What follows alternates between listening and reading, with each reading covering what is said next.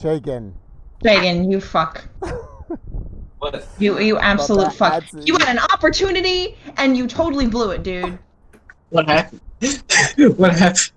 You motherfucker, fractally dack whacker. I have 15 minutes and I'm going to sleep. To be fair, I wasn't really paying attention to what you said. So what'd you say? Oh my god. Yeah. Triforce, help this man. What do you mean help? Yeah, I don't need it. He'll be alright. Okay, you said he's jumping on me. I said, what's wrong with jumping on you? Oh, yeah.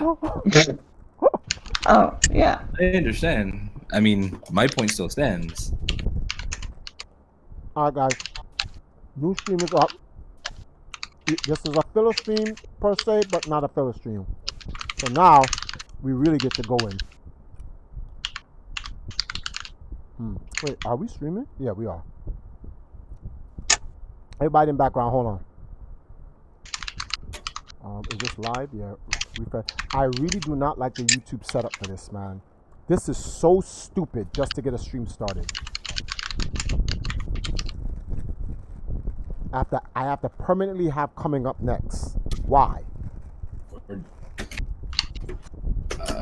Well, YouTube decided to be done with their streaming, so I switched.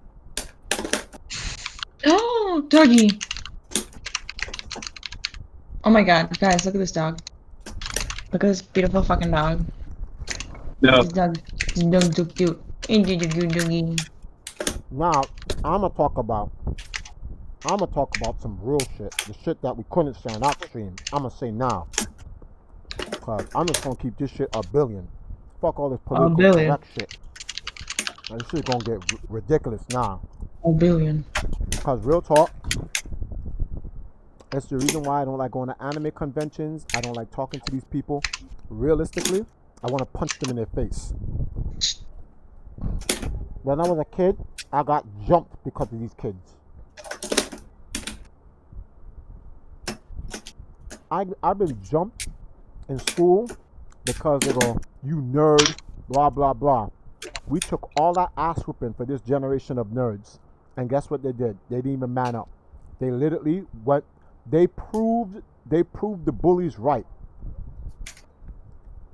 All the bullies that beat us up and we got jumped and stomped out and fought back against, did it for no reason. We did it for this generation. And what does this generation do? What did they do for us? Nothing.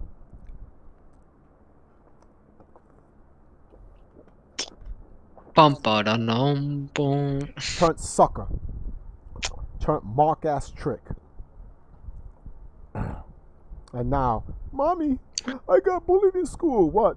A guy kept floss dancing on me. Huh? Floss dancing on. You think I'm lying? That's a true story. No, I remember hearing that. That was crazy. That was crazy. I don't like.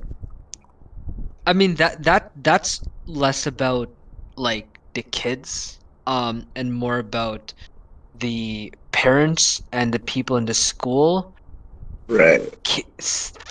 Allowing the kid to think that that's something that should be punished. Like. Right. Which Like is the point. the school and the I blame the school and the parents more than the kids, honestly, personally. And if I was a girl, I'd be like, I'm shook at how that's considered bullying. Because like when I was in 6th grade, you had boys telling girls that they were gonna rape them or like trying to like cut them with scissors or some shit. And that was when I was in 6th grade, and that happened to me. And I complained to it to the vice principal, and they told me that I had to write the kid an apology letter, and I got suspended for the last week of school, and nothing happened to him. What school did you go to? I went to a shit school. Like, he would come up to my desk, and he would, like, dry hump my desk, and he would tell me that I was probably raped as a baby. And he, like, tried to cut my hair with scissors and, like, destroyed a bunch of my property, like, throughout the rest of the year. And I finally reported him. And they did nothing, and I got suspended. No, hold on. Kids do a lot. Kids do a lot of fuck ass shit when they're young. That's why you need to have, like Danny said in the other stream, I want to have a son just punched him. If I was gonna get suspended the last week of school, I should have just throttled him anyway. No, but that's why Daddy said he wants a son first. He wants a son that has like a 5-year difference. So when they do that, the brother comes to the school and washes them. That's I what think happened. 3 years is better. 5 is a bit too much. I don't want Because I if you're don't if you're want- at 5, then No, yeah. I don't want my son. I don't want nothing. I don't want my son having no police record, no nothing. I'll gladly go to jail or go to hell for my kids. If I have a son, I'm like, take care of you. I'll be on some Vegeta shit. Take care of you. I've never hugged Right. you ever since you were a kid. Come here, son. Hug him. I'm like, I do this for you, Bro. Sash and Triforce Jr. and even for you, Sahil. Triforce Ah, and I detonate myself. Yo, why was I in there? Because you're Kakarot for sure. That clown. Oh, Clown. yo, that's crazy. Okay. But camera's on. Well, oh wait, crap. Did I put the Oh yeah, I did put it in the chat. Okay. I've been backstabbed in middle school. That's how bad my bullying got. Huh? I've been backstabbed. Like, I would have friends, and then those friends would leave me for the bullies. I'm just like, what the fuck? That's not them backstabbing you. They left you for the bullies because they didn't want to get beat up. That's smart. Survival of the fittest, you know? What you needed That's to do insane. what you needed to do was beat up the bullies. That's all. Yeah. How'd you Just beat up bulk the up, bully? bulk would've up, came hit the back to you. gym, fucking clock them. Exactly. Yeah. Make an AMV. Remember back in them days when all kids was making AMV videos? No, Triforce. You just need to play one of the Rocky montages, you know? Yeah, make an AMV video of you in the gym with the Rocky montage on. Yeah. And you No, show- I'm down to like, you show I've them- gone to like, I've gone to like 3 fights in middle school. 2 of them I won. So That's it? Only 3? Man, you ain't got it back. yeah, My man. Yeah. I got beat up in school because they were like, where you from, Jamaica? Get back on your banana boat. Dude used to snuff me in my back of my head. All types of shit. But see, me being Jamaican, oh man, that was a problem. I take textbooks, rulers. I stabbed a kid in the shoulder with my pencil.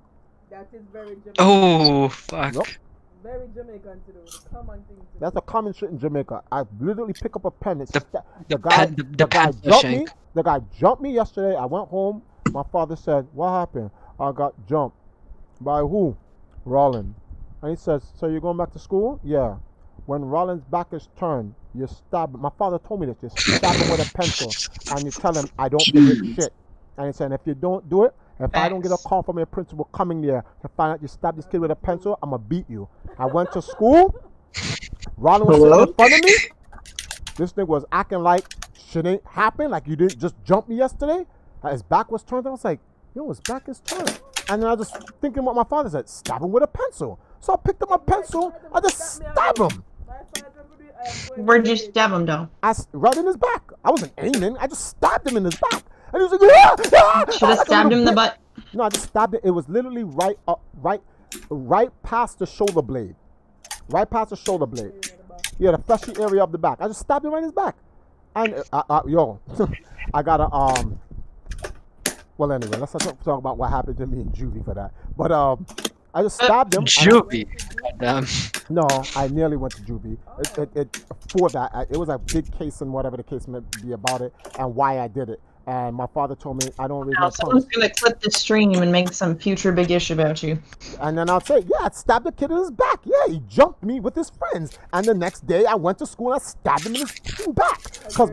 Because my dead father told me to go stab him in his back. And you goddamn right I'll stab him in his back. And I told him, what, you don't see me sitting back here? I literally told him what my father told me to tell him. I'm sitting behind him. He had the nerve. You jumped me yesterday. You see, this is what people don't understand. This is how they know you pussy and they keep jumping you. They beat you up. The next day see you in school and smile at you like nothing just happened the next day. You can't let them ride on you like that. You can't let them ride on you like that. You know what they mean? If they see you the next day you don't do nothing, you know what that means? Next week, next week when they broke, yo, I ain't got no money. Yo, where that bitch ass nigga Isaiah at? Oh, they going that nigga. Yo, where you want? I ain't got no money. I get snuffed again. You know what them do out here, Cypher? What?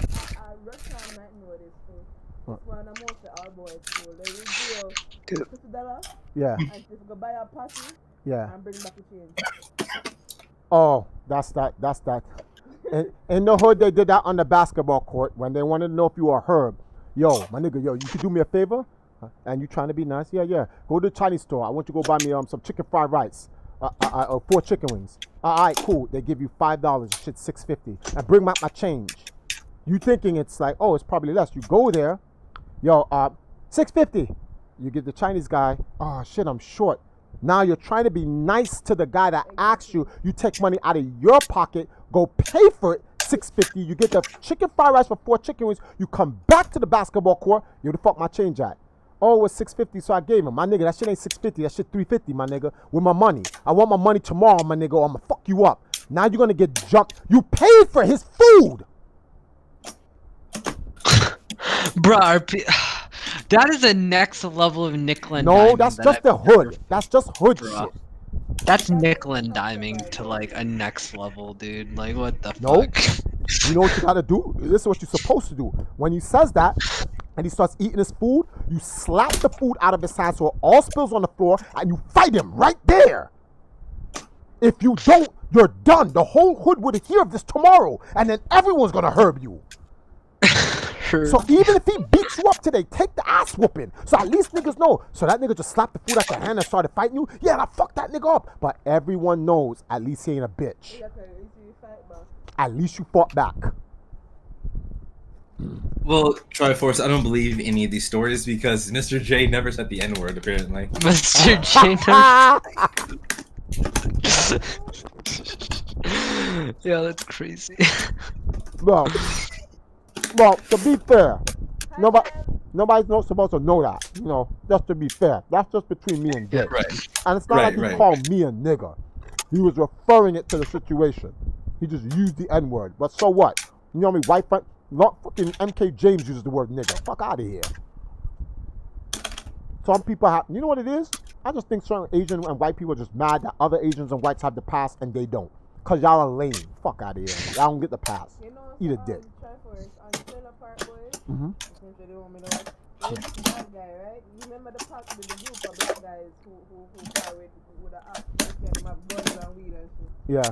There's this white guy who carried with them. Yeah. I mean, everything that hood have a mixtape, but you'll never hear him say nigga. Then he's not real. Just like Eminem is not. Just like Eminem is not. That's just like Eminem's not. Eminem's not real. Everything else. No, he's not real. A real hood person doesn't say nigga. The word. See, this is why people have to understand context. First of all, the word should never be used. None of us should be using the word. Black or white, no one should be using the word because it's not a good word to use, period. But when you're in the hood, you get a pass. It depends on, if you're a white kid called Kevin, rose up in the hood, and it's like, who's that? I got time. That you see that kid who's like, cause I got time, cuz. If he said nigga, we just be like, yo, let him rock, my nigga. What's the problem? Cause you got time, cuz. Like, yo, you supposed to. It's serious. Like your ear, I'm vibes. And he was like, yo, you supposed to run his fade, B. What you doing? He got time, cuz. Like, make it happen. So there's certain white kids, we just look like, yo, he from the hood. That's why he says it. He doesn't say it because he's racist.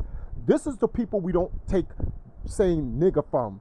The corporate suburban white kid. Hey, Dan, what's going on? And then we go, what's up, nigga? Hey, my nigga.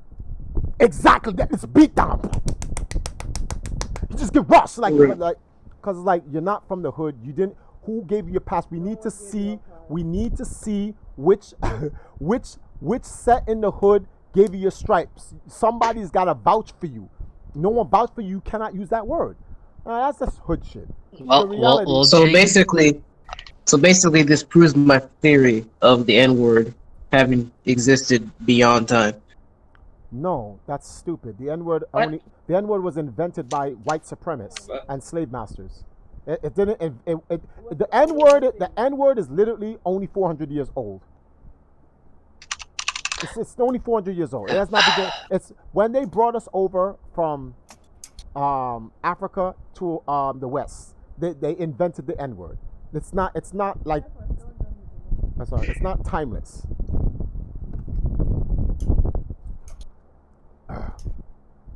Do me a favor, me. Cornelius? Nah, man, I'm busy. Jagan. Yeah. That's It's smart. It's over for born in the '90s cells, like community hall. Let me see. What? It's time to move out of your parents. Well, that's. Yeah, she's on some fucking American. I'm Nigerian, so. That. First of all, why do No, people not if you read the understand replies, she monetary basically said viability? she's just trolling. But Let me yeah. see. Hold on. Everyone pause. Let me Why do see. people not understand that in this day and age in America, we can't afford to move out Dear unless we're 1993, getting married or 4, 5, moving in 6. with someone? We can't afford that shit. Wait, dear 1993, 94, 95, 96, 97, 98. It's time to move out your parents' house. Like Pretty if you were much. born in any of those years, time to move out. Yeah. So Well- people in those years are anywhere from like 20 to 29. Bokar, hell nah, this My house sister is was born in mine. 1994 and Yo, she's that's 29. It depends. Like that's such a broad, stupid ass statement she made. That's so. No, stupid. wait, read this reply, Troy. For Yeah. Someone said Jesus is over 2,000 years old and he's still in his There's father's so many house. I beg no factors that go into stressing. it. I get the joke in that, but like, the Bruh. point is, Yeah. is like, look, if I have children, right? My job is to have a house. They can stay in the house all day. Like, I would want my kids to go, Dad, I have a wife. Well, you need a bigger room. We build a room big enough for them, and they stay in there. They go to work. They live with us. They contribute to the house. They save their money. They put money in their bank account, and they start saving for their own stuff. Like that's me. I'm not telling my kids if they want to leave, they can, but I'm not going to tell them to leave. I'm like, no, this is when I die, you inherit the house, and then when people are stupid. You know, the same people who say that, oh, it's time to move out your parents' house, and when the parents kick them out of the house, those are the same parents who go, I'm old now, can someone come and take care of me? You need to house me. Me. Like, Yeah, fuck like, you. I'm putting you in a goddamn home. And then they put you in a home where COVID-19 kills you. Yeah. That's what shitty parents deserve. And what I just said is not an opinion. That was a fact. COVID-19 has wiped out so many people in That's the other thing. Like, why would you tweet this in the middle of a pandemic? You know people don't have money. You know they're unemployed. Because she's a fuck ass. That's why. No, she And said even in if- the comments they that, like, did- in the replies to other people, she was just joking with the tweet. It's Like, not funny though. she Where's the said, joke? What's funny about it? yeah, like Right. if you look at her I have reply failed to right laugh. after that, well, I day my mama bed, they read comment. I don't know, but it's not a dick. Don't take it too hard. Well, see, this is why people should, like, in times like this, you really need to like all this shit, like it's like someone brought up something, right? Oh my God, because of COVID-19, someone said only a sucker works from 9 to 5. They tried to quote me, which is an incomplete quote. One, it's a quote from my father. I was repeating my father's quote, and I quoted my father. My father told me only a sucker works from 9 to 5 all his life, which everyone just seems to just don't want to get the whole quote. Number two, the COVID-19 is a prime example of this. Imagine 10 years ago, you've been working for a company for 10 years, COVID-19 came, closed down. What do you have now? You wait for that stimulus check in late August. Hope that'll work for you.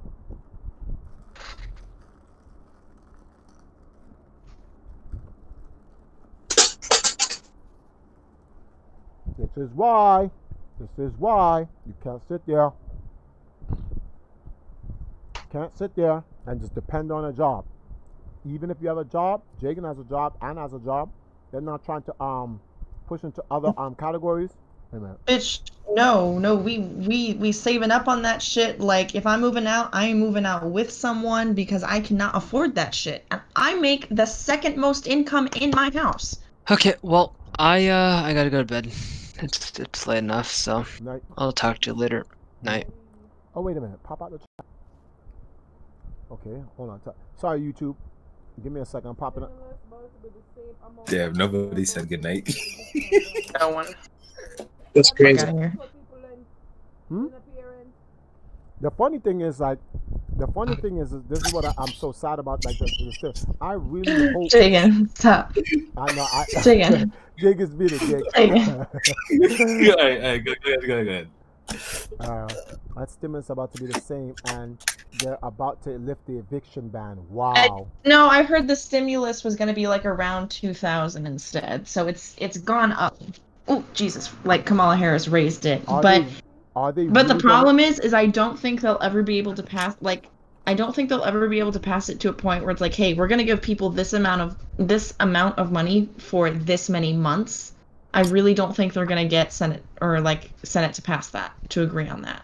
But here's my question. And that's what we need, which is stupid, because they literally just passed a $730 some odd billion policy for the Pentagon to do some infrastructure shit. And it's like, you can spend $700 billion 5G on renovating a fucking building, but you can't give your U.S. citizens $2,000 a piece for a couple months? They won't be alive long, so why waste the money? Yeah, point.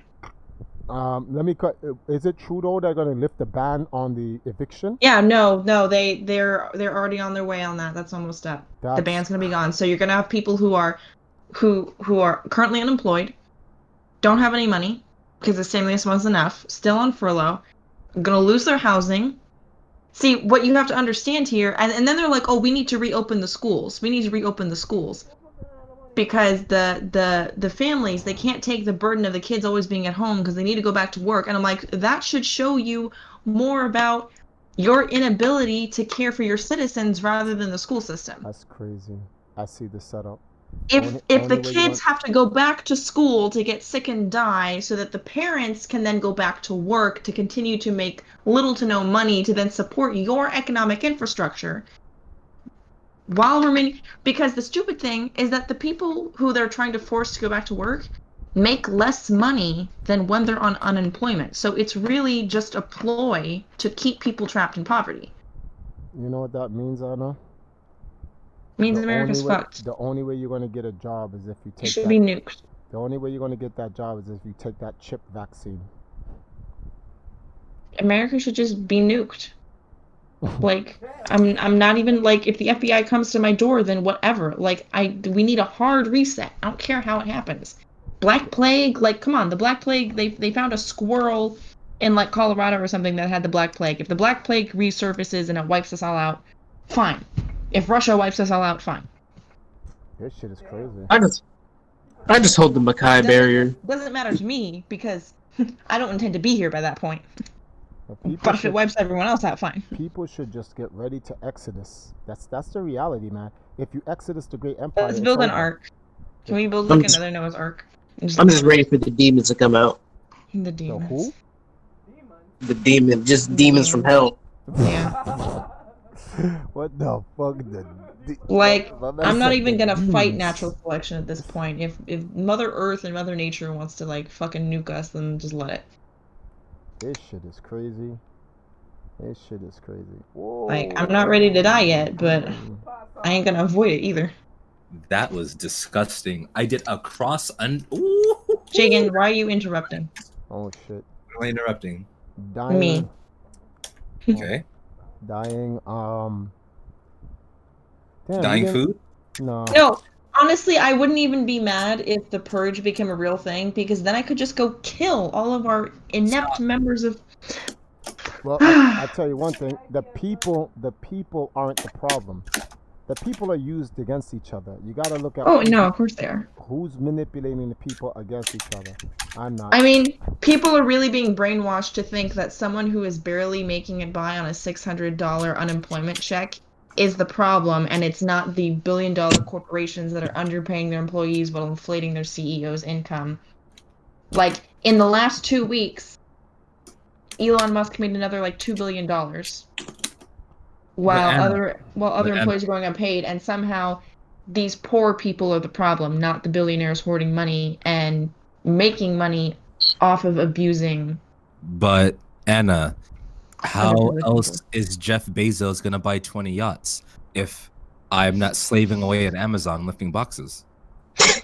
You know what makes me so happy is that all of these people are old and soon they will die off. Not with nanotechnology. They have the answers. Dude. I hope they will die off. What about the children? The children might carry on the legacy. The children that carry on a legacy? Fuck. Might.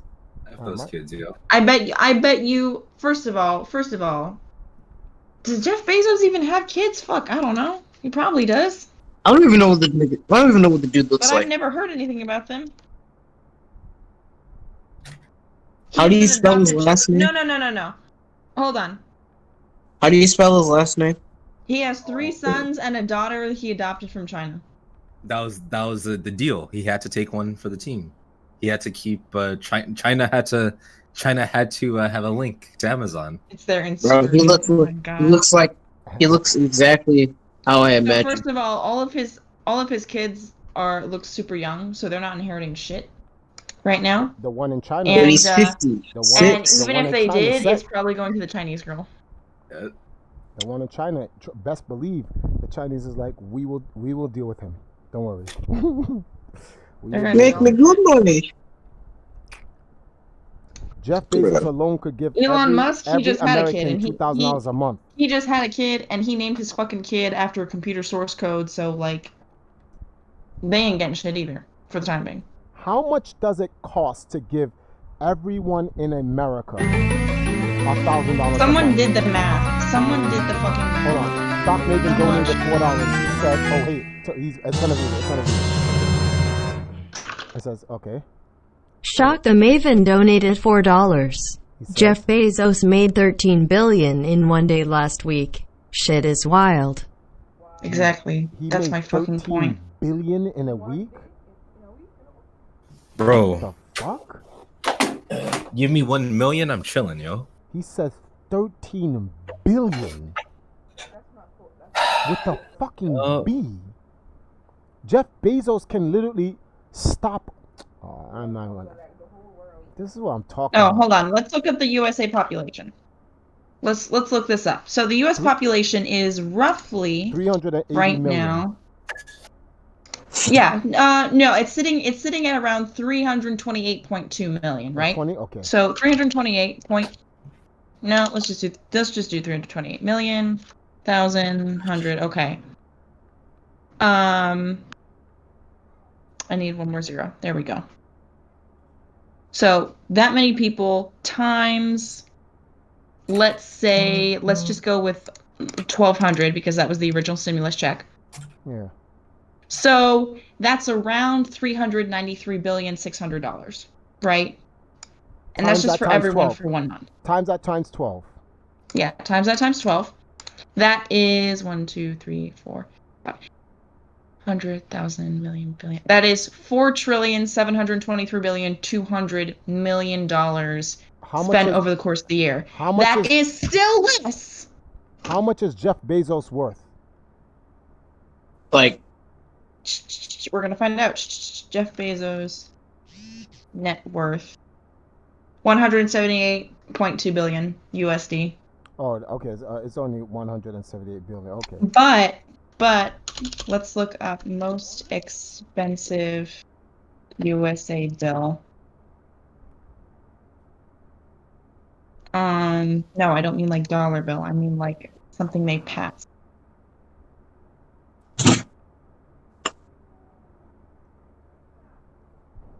Thank you, Shock the Maven. I appreciate it. We're trying to hit this $400 mark. We have $41 to go, guys. Let's see if we can hit this this $400 mark. We are behind, but we're gonna make it work. Dudes are buying $30,000 cars. They can't drop 100 on the stream. That's all I want to say. Damn. Wow. I wonder if he's in the room. Let me put at. Yeah, that's all good. Yo, priorities, but dudes on a piece of the pie when it comes up. Sweet and Savory says, here's my question, Triforce.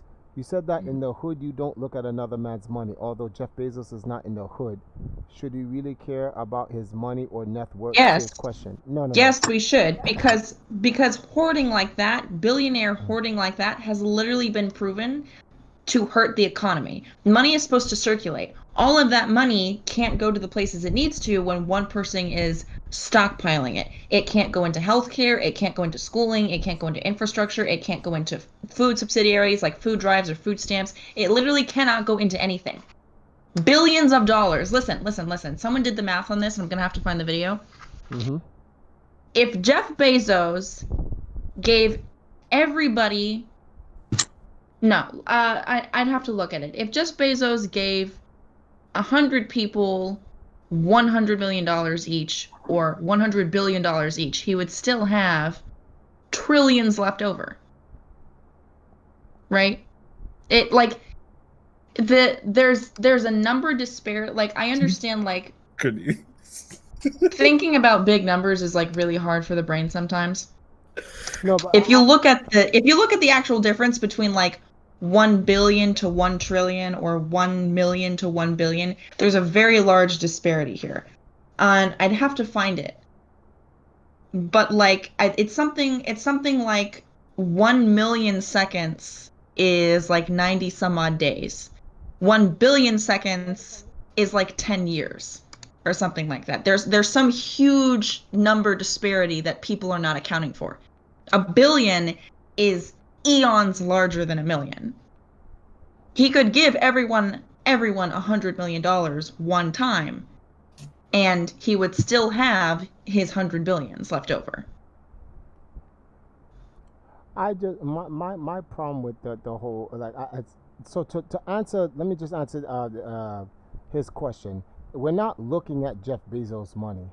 You need to understand that the reason why people are even talking about Jeff Bezos' money, one, he's not in the hood. Two, people like him, not him specifically, but people like him is why the hood is the way it is. They could invest an infinitesimal fraction of the money that they have, and the hood would be golden. There'd be no problems with the hood.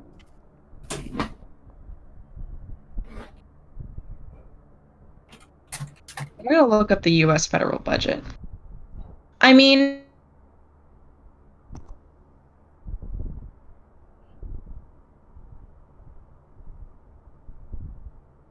Rakeem Coward says, as it regards to circulating his wealth, he has thousands of employees and he pays them hundreds of millions each year. What more can we ask for? Also, his worth is 150 billion, but most of his worth is in stock. He doesn't have 100 billion in his bank account. No. I'm not even talking about that. First of all, none of this money shit is even real. It's all the Fed just prints whatever they want. They just need a good reason, and Congress says whatever. No, we don't have any. Who's currency? We don't have anything. That's why we're in debt to other countries. That is why America can never ever pay off its debt. We have no backing to our currency. It is paper money. Our paper money only has value because we believe it has value. Yeah. We have no gold, we have no silver, we have pretty much no natural resources other than maybe oil, but we keep getting our oil from off-seas anyway. We don't ship or manufacture. 90% of what we have, again, comes from off-seas, which is why I get the whole idea of, oh, we should make everything at home. But the problem is there's no monetary gain to doing that because everybody else already makes it. So who are we selling that to when they already have their own shit because they established it eons ago? Essentially, if we were to do it here at home... We don't have anything that anyone wants. That's the other thing. There's nothing we have that other countries really want, other than maybe like weapons and paramilitary. And black people. And that. But that's it. And that is why sex trafficking, human trafficking, all that stuff, that's the big business. Because that is the only commodity, especially in America, that is a big business. Because that is the only commodity that we're pros at. Anna, is there a coin shortage in America?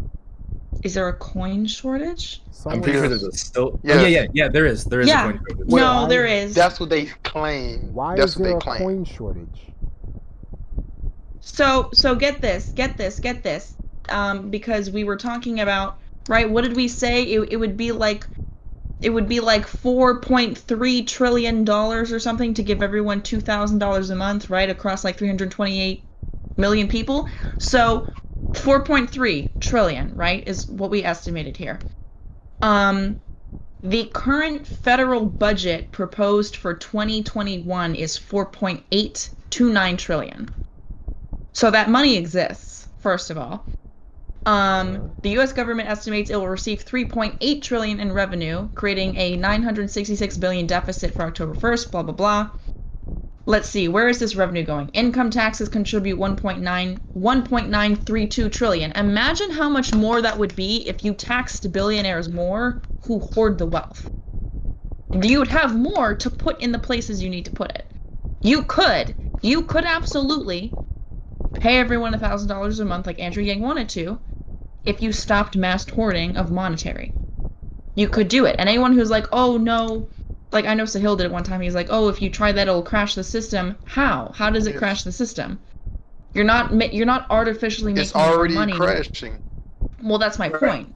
But he's like, you'll crash it more. I was like, but how? You're not artificially making more money to inflate or deflate the value. You're just taking what's already there and you're redistributing it. Like it has the same value. Mm-hmm. Let me see. Social Security, Medicare, and other payrolls at 1.37 trillion. What is it for? No, that was 2020. Revenue, spending. The government expects to spend 4.829 trillion in 2021. 60% of that pays for mandated benefits such as Social Security, Medicare, and Medicaid.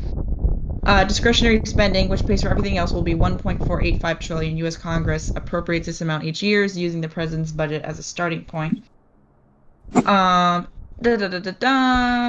U.S. debt, blah, blah, blah. Can I please see the other spending points? Thank you. I know that. Anna, while you look up that stuff, I just want to address some stuff in the chat. So, I believe someone brought up about liquid money versus net worth. That Epstein only had certain amount of money in this, that, and the third, and pocket watching billionaires. Okay, so let's put this all in perspective. Jeff Bezos could drop $20,000 each step. Same with Bill Gates. They would lose money spending time trying to recoup and pick up the money that they dropped, right? If you think about that, that is ridiculous. All that money. So if you look at the chart of the wealth disparity, the people at the top who have all these billions of dollars, if you try to represent it on the graph, everyone in this chat, we're so minuscule on that chat, we can't even be represented properly. That's number one. Hold on. Rich people taxes absolutely need to get raised at least 15 to 25% more. Most rich people don't pay their taxes. Exactly. That's my point. There's all types of loopholes. They tax evade anyway. Yeah. Apparently, let's see. The military. I found it. Military budget is at 636 billion. Hold on, Anna. Let Razy get some stuff off. Apparently, Jeff apparently have just made more money than McDonald's. Like a lot of other big like fast food places that we've known to be like huge and been here since forever. He's already like surpassed them in terms of wealth. So I just wanted to add that. I had saw that somewhere, but like as soon as I get the information, I'll get it to you.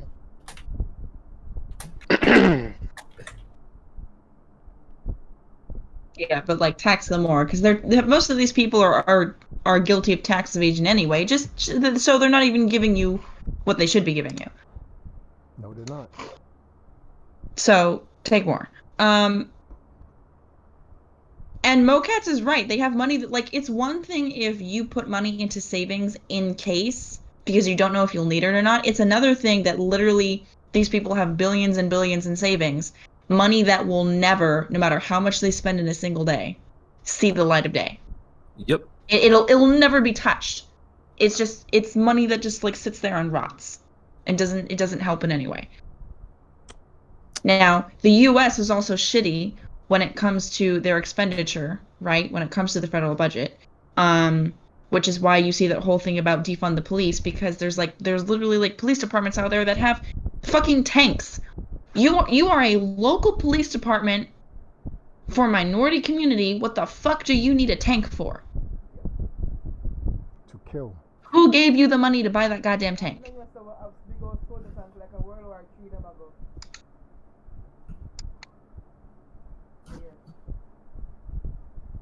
Like, we don't have the money to do this. We don't have the money. You know, I think they did it in like Sweden or New Zealand or Denmark, one of those more socialist places, right? They literally just ended homelessness. They just did it. They were just like, hey, we're gonna end homelessness. They built all the homes. They put people in the homes. Their national debt expenditure went down. Because when you fulfill people's needs of, I need a safe place to go, then they can focus on doing other things like getting a job, contributing to the economy, feeding themselves. Like, if you help people meet the bare minimum, then they can do the other things that they need to do that actually help the community overall. Because a guy who lives in a cardboard box sitting out in the rain dealing with leukemia and pneumonia can't do shit for you. Can't contribute to the economy or the workforce. Like, they just can't. So, and it doesn't have to be some big fancy house. Like, tiny homes are the new thing. But that's good for America, though. You can make tiny homes. They're inexpensive. They're relatively easy to build. You can make whole communities off of that. Okay, but Nimbus, I understand the point you're trying to make. The people who are in charge of, the people who are in power that are passing this legislation, it benefits them. So that's why it doesn't change. And like, it's this is why, like, even when people say, hey, you should vote, I have tried to get stuff passed in my local city. I can't. We, our mayor, we call her Warehouse Warren. The whole south side of the city, which the city that I live in, that has all types of, you know, people my color, brown and African people. They built all the warehouses over here on the south side where we live, but on the north side, you know, where all the quote unquote money is, they have the nice residential buildings, the nice shopping centers, nice shopping districts and everything. And everyone got all pissed because they're like, why are you ruining the natural landscape of the city? We voted against it. We signed petitions. We protested on the street. And what happened? Oh, they just built a giant Amazon warehouse. They built a giant UPS warehouse, and they built like 6 other warehouses all around.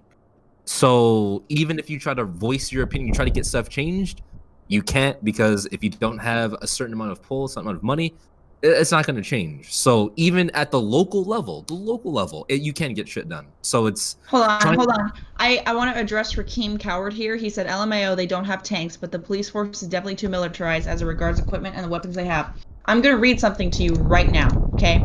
Because I'm not making this shit up when I talk. Put the link in the chat room as well. Small town cops pile up on useless military gear. The story was updated July 2nd to clarify how the Defense Logistics Agency counted the items that the Issaquah Police Department acquired over the years. Let me read through this really fast. Small police departments across America are collecting battlefield-grade arsenal thanks to a program that allows them to get their hands on military surplus equipment, amphibious tanks, night vision goggles, barber chairs, at virtually no cost except for shipment and maintenance. In 2000 alone, more than 700,000 items were transferred to the police departments for a total value of $500 million. This year, as of May 5th, police departments already acquired almost $400 million worth of stuff. Blah, blah, blah. Last year's record would have been completely shattered if the Arizona Republic hadn't revealed in early May that a local police department used the program to stockpile equipment and then sold the gear to others, something that is strictly forbidden. 3 weeks after this revelation, the Pentagon decided to partly suspend distribution of surplus materials until all agencies could put together an up-to-date inventory of all the stuff they got through the years. According to the Center for Investigative Reporting, since 9/11, the grants have totaled $34 billion. $34 billion to give police departments amphibious tanks and other shit. Which means, and I'm still reading the article here, which means billions of dollars worth of military gear are in the hands of small-town cops who neither need the equipment nor are properly trained to use it, critics charge. At best, it's a waste of resources since the gear still has to be maintained. At worst, it costs lives. Take the 50-officer police department in Oxford, Alabama, a town of 20,000 people. It has stockpiled almost 3 million of equipment ranging from M16s and helmet-mounted infrared goggles to its own armored vehicle, a Puma. If you don't know what that is, it's not the shoe. Look it up. I had to research that a couple months ago because someone I knew mentioned it, and I was like, wait a second. In Tupelo, Mississippi, home to 35,000, the local police department acquired a helicopter for only $7,500 through the surplus program. The chopper, however, had to be upgraded for $100,000 and now costs $20,000 a year in maintenance. The Nebraska State Patrol has 3 amphibious 8-wheeled tanks. Acquired almost 3 years ago, their highest achievement has been helping with a flood last year and with a shooting a couple of weeks ago, so virtually never used. Overall, it has been deployed 5 times, virtually never used. At least officers love driving them. They're fun, said Trooper Art, whatever the fuck his name is. And the ride, according to Patrol Sergeant Loveless, is very smooth. In Lebanon, Tennessee, a town of less than 30,000 people, Mike Justice, the public safety coordinator, was so eager to accumulate military goods that he used to wake up at 3 a.m., so he was the first person logged in at the government's first-come, first-serve online store. Thanks to his sleepless nights since 2007, Lebanon has collected $4 million worth of stuff, including tanks, weapons, and heavy equipment like bulldozers and truck loaders. Lebanon's tank, an LAV-150, has only been used 5 or 6 times, according to Justice, although it did help save a man who tried to commit suicide, spotting him with the tank's infrared camera. And there's a lot more. This is a very long article, but when I say they have tanks, I mean they have tanks. The fuck they have tanks for? I don't know, because these are towns for of normal citizens. These are towns of like 30 some odd people. Those aren't even big 30,000 some odd people. Those aren't even big cities. Wow. Those aren't even big cities. The tank was not the only piece of equipment Cobb County received. Cobb County is in... Where is Cobb County? I need to move back a little bit. Where is Cobb County? Approximately a year ago in the suburbs of Atlanta, two armed men robbed a convenience store and fled. The local Cobb County Police Department responded quickly. Following the directions of a witness who saw the 2 suspects get into an abandoned house, they arrived at the scene, set a perimeter, and called a SWAT team. It was the perfect time to roll out the amphibious armored tanks. Why do you need tanks to go after 2 robbers? I'm confused. Anyway, which was acquired to help officers in high-risk situations like this one. After ordering the suspects to surrender and receiving no response, the SWAT team broke into the house and moved in. The suspects were nowhere to be found. In the end, it was just another quiet day of duty for the tank, also known as a light armored vehicle. Worth $500,000 and equipped with thermal sensors, computerized tracking devices, night vision, tear gas launchers, and other gadgets, the LAV-300 was obtained in 2008 and has enjoyed an easy ride since. No one has ever taken a shot at it, nor anybody ever taken a shot from it, Sergeant Dana Pierce told Danger Room. The tank was not the only piece of equipment Cobb County received. They also got an armored truck, the Peacekeeper, that's what it's called, and a bunch of military AR-15 rifles.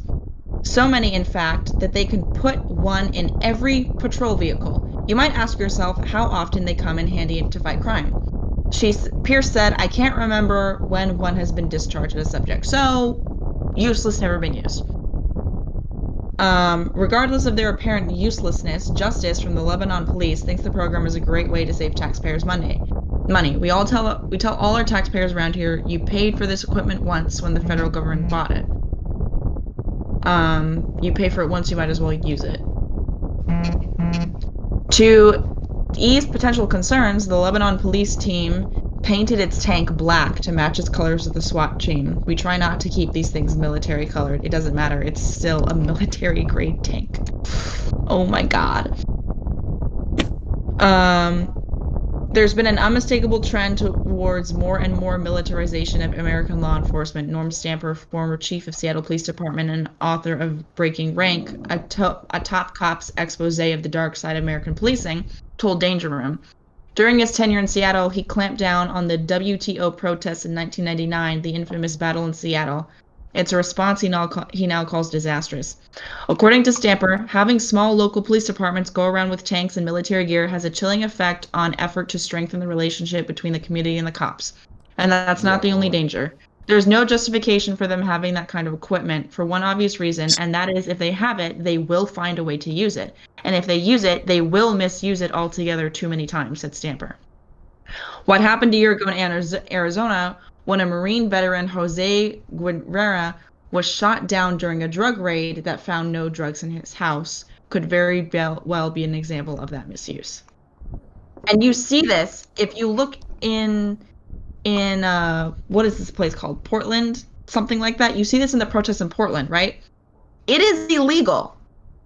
It is literally a war crime to shoot tear gas at unarmed civilians who aren't doing anything, right?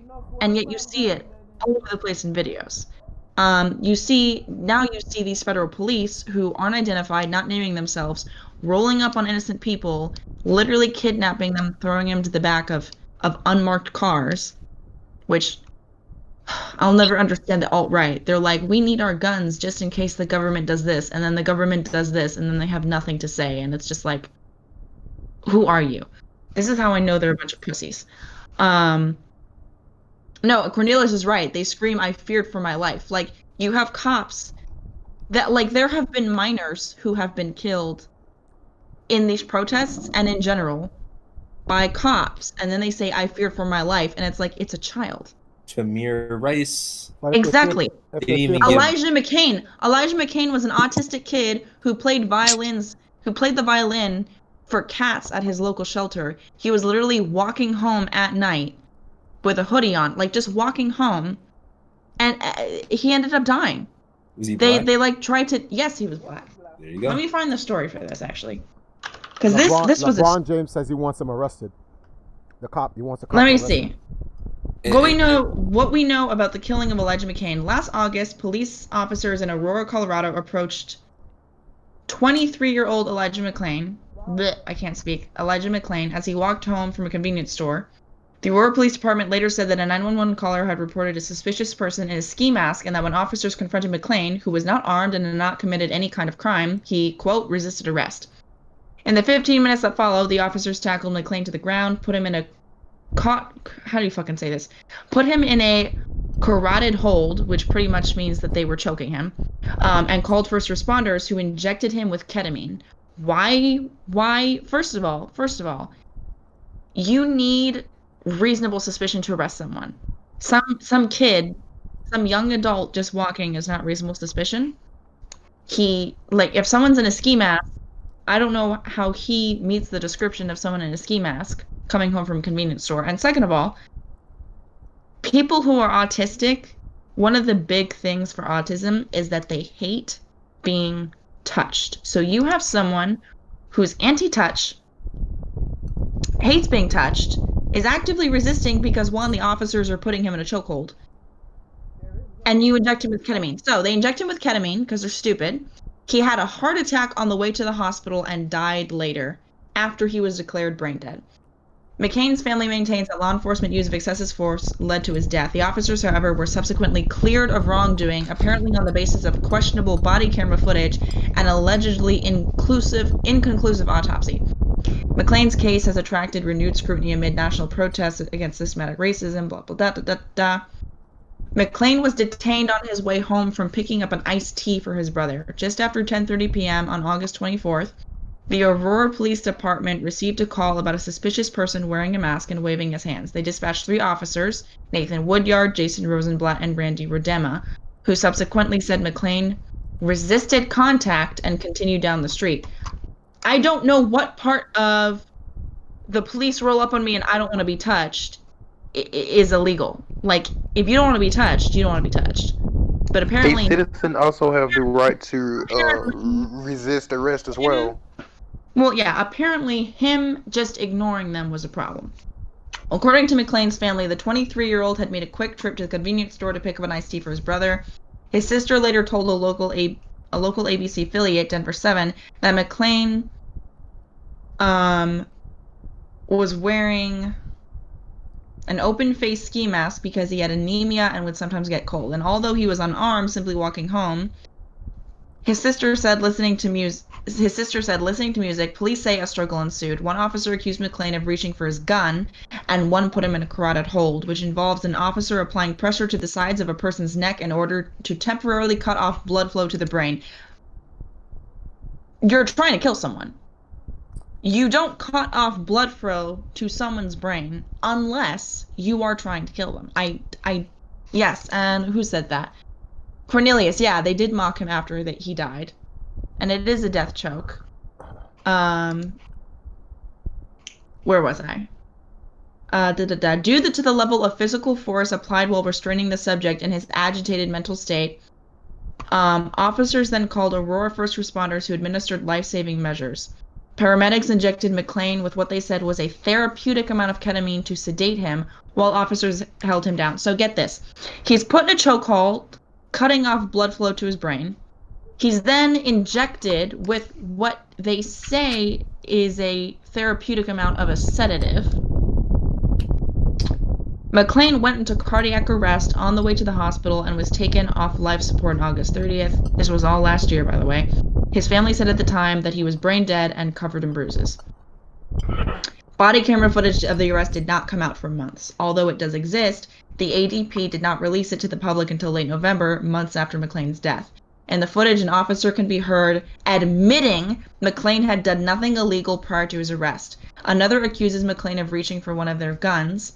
McClain, meanwhile, can be heard asking the officers to stop, explaining that they started to arrest him as he was stopping his music to listen. He gasps that he cannot breathe.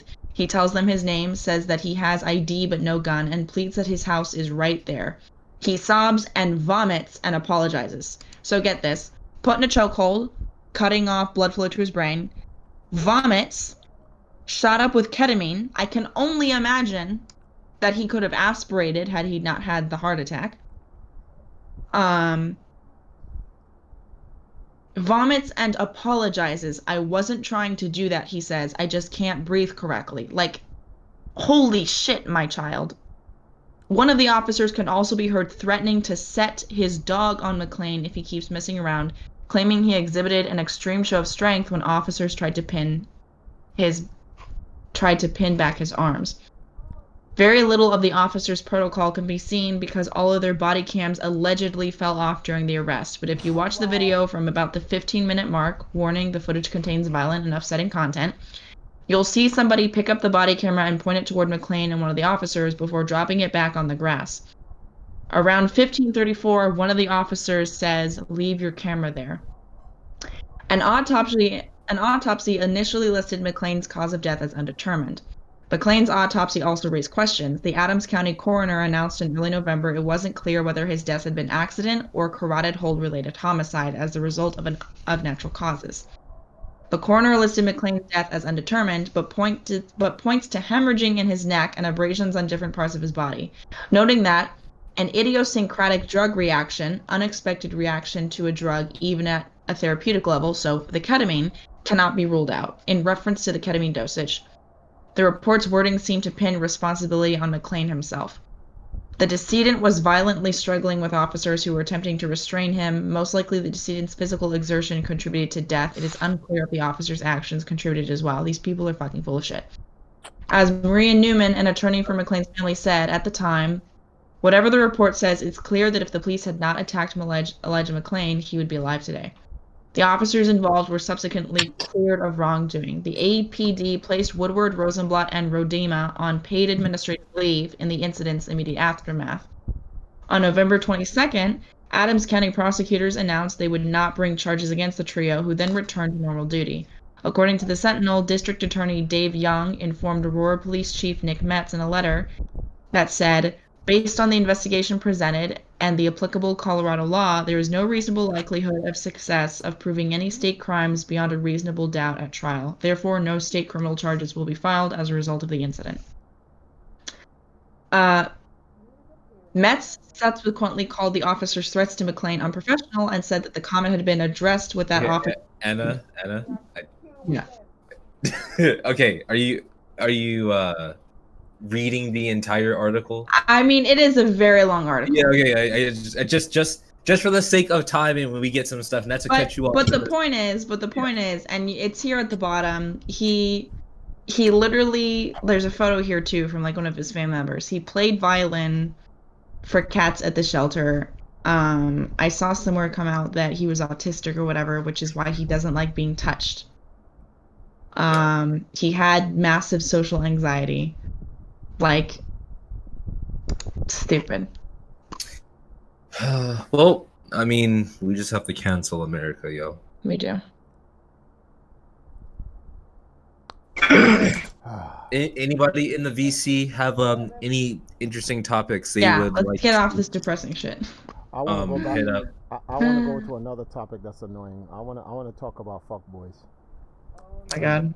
I want to talk. Now that Sahil has left, then we won't really get. If you say it, he'll come back. Stop. No, So in our last stream on Empr3ss Now, we were talking about why does these guys exist. So, who here, who in the YouTube? Because we know Jagan go. Oh, my man got launched.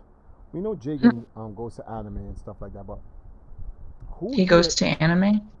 Well, he's gone to a few anime conventions and stuff like that. And EVA, which is basically the same shit. So yeah, actually, when we say anime cons, please understand we're talking about video games and anime. This shit, I'm not gonna sit here and just blame the anime community alone, because they're not alone. Their cousins gaming is on the same fuck shit as they are. Real talk. Cousins, I mean, with all the stuff that came out about Smash, you think they're blood brothers. Yeah, actually, I just think they're just siblings. Real talk. It's the shit. Now, you know, a lot of people will sit there and say, "Oh, who are you to look down on them?" and blah blah blah. And my answer will be, "I'm me, motherfucker." That's the answer.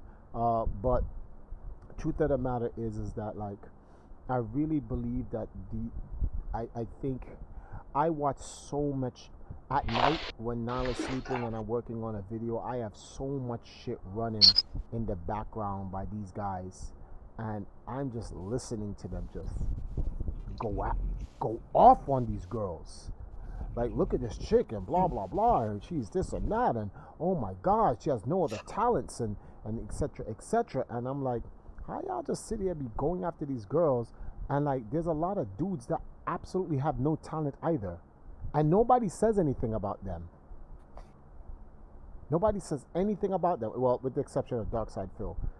Guys like to always, just talk shit about Darkside Phil. Wait a minute. Anna says, just one of many. America's doomed. Yeah, the empire is finished. Well, not our empire. Their empire. Mike Lowry, sorry. If that was my brother, I'm going straight to the police family. Eye for an eye. You kill my family, remember, I'm doing the same.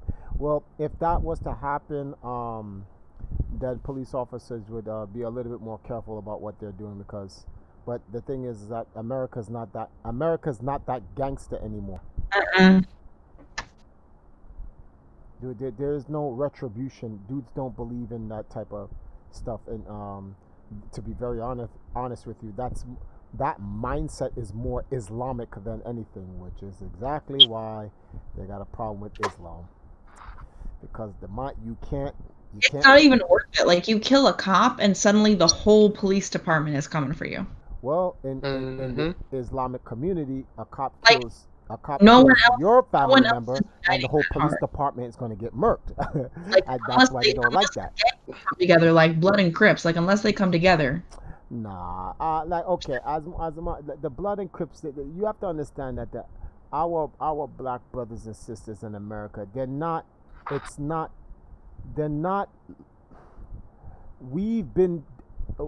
the Africans in America have been emasculated. They're not at that level anymore. But as an American citizen, you can legally buy a tank. It's going to cost you a pretty penny, but you can legally buy a tank. So if they want to play the dirty game, if they want to bring a tank, if they want to kill you unjustifiably, then just get your own fucking tank and do it back. Like, to buy a tank, then the feds have to keep you on record. They need to know who has a tank. So that So everybody buys a tank. Everybody's on record now. You get a tank, and you get a tank, and you get a tank. Everybody gets a tank. That'd be a lot of tanks. That'd be a lot of freaking tanks. But I bet you ain't no police department about to mess with a whole city of 30,000 people who all have like a tank. There are two there are two answers to the solution of America. One is of violence and one is of non-violence. The one of non-violence is simply to leave the country. That's more destructive than fighting the police. Yes. To be honest with you, like no one should be fighting the police. It's just like all right, clearly you guys don't like us here, and so we're out. What do you mean? Where you going? Not here. No, we need you. Find some other taxpayer to pay for your fucking job. Like if the people would just leave, The whole infrastructure would crash. And that's why Like America sustaining itself in any fashion is dependent upon other people being abused for monetary gain. It thrives off of it. That's why Without the Bezos people, the and nation Elon falls. are as rich as they are. It's a because they form of pay people slavery, pennies. literally. It's just a different form Well, of that's slavery. what the prison system is. Why do you think so much shit gets done? Prison system is just state-sanctioned slavery. You take the prisoners, you send them out there to work for nothing as part of their punishment or parole or whatever. And honestly, the prison system is just, once the Emancipation Proclamation thing came about and that was signed off and slavery was no longer legal, what did they do? They institutionalized the prison system. What did they make a crime? Things like petty theft, marijuana charges, you not having a house or this insurance or that or the third or whatever, not sending your kids to a public, school, whatever. All those things became crimes. What group of people were most affected by those crimes? Former slaves. Minority groups. Minority groups who already lived in poverty because they came straight out of slavery, but then it was, if you're found sleeping in public, if you're found loitering, if you don't have a job, all those things became punishable crimes.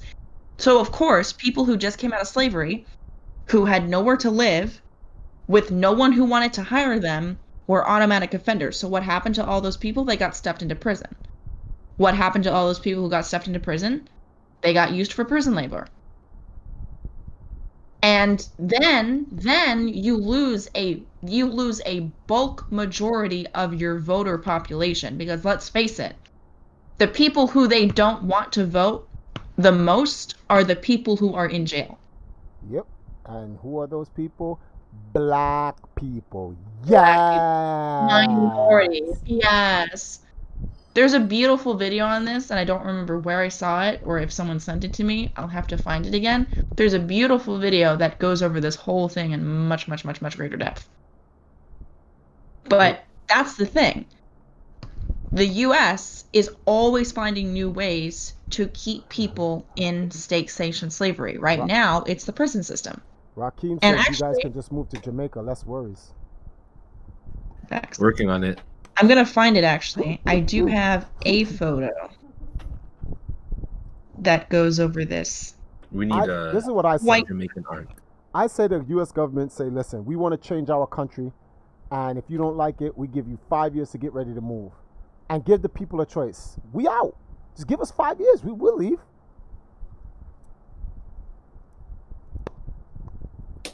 So this has less to do with crime, but more to do with abortion, right? Because let's face it, abortion is highest in, again, low-income communities. So someone said, so if felons can't vote and a miscarriage or abortion is a felony, because let's face it, the laws they're passing would legally constitute miscarriages as illegal, which they do all the time in some other overseas third world countries, where if you have a miscarriage that you can't prove it's a miscarriage, they'll put you in prison. Like there's some 30-year-old lady who was in prison for having a miscarriage because she fell down the stairs and was unconscious. So when she woke up, she went to the hospital. They imprisoned her for like 10 plus years. She got out of prison, and because unlike here in the US, they don't have laws against like double jeopardy, they then took her back to court for the exact same crime the second she got out of jail, right? So, someone says here, if felons can't vote and a miscarriage or abortion is a felony, wait, I've almost got it.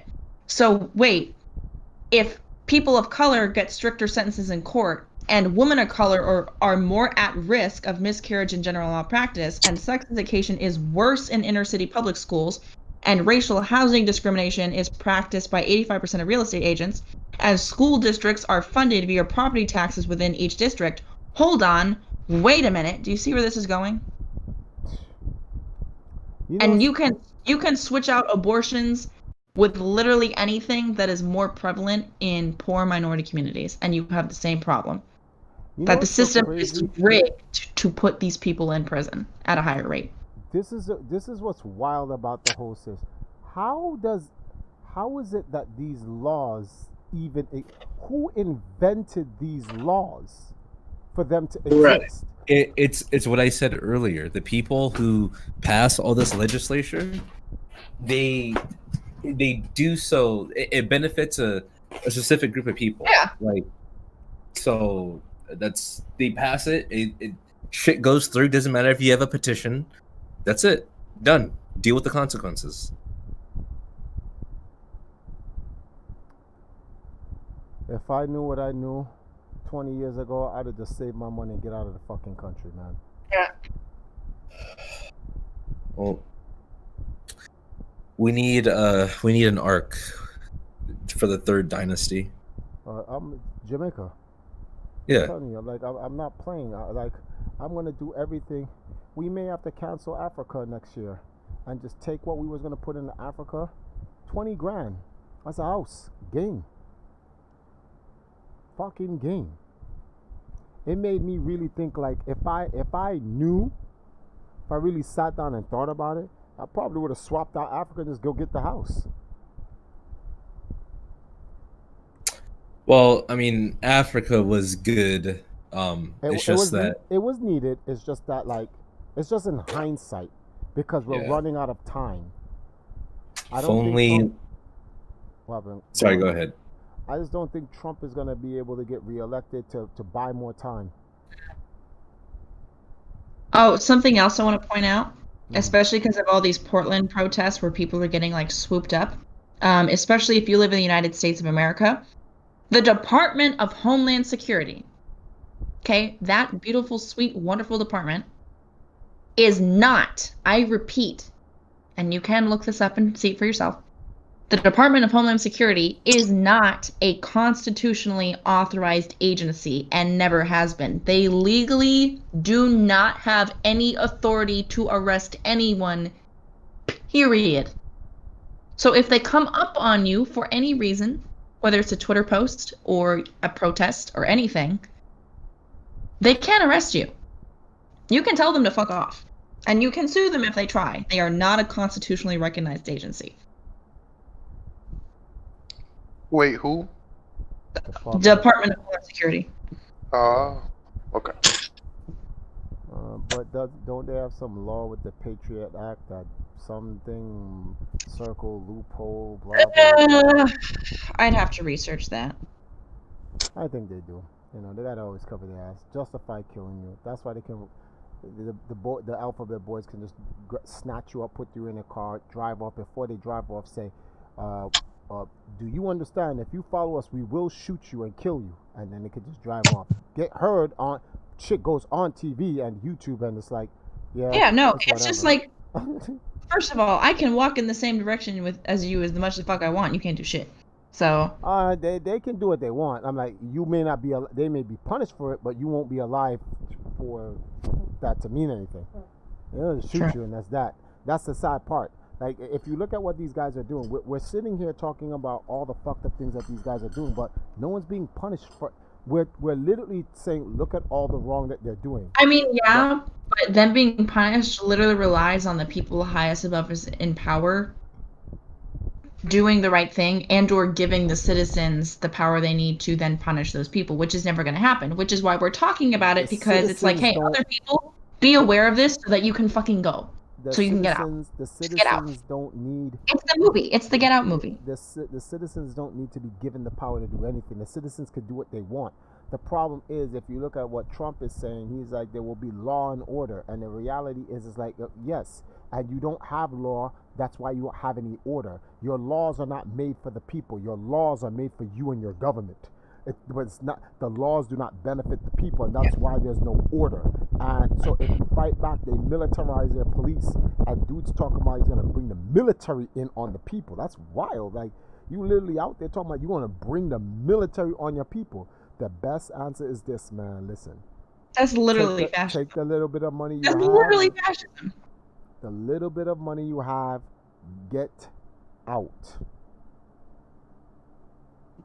You unfortunately, you'll give up some of your luxuries and first world freedoms, but you won't suffer as much. You'll still suffer because you have to deal with like first world and stuff like that, but it really, at least you'll have your God-given right to just have a free life.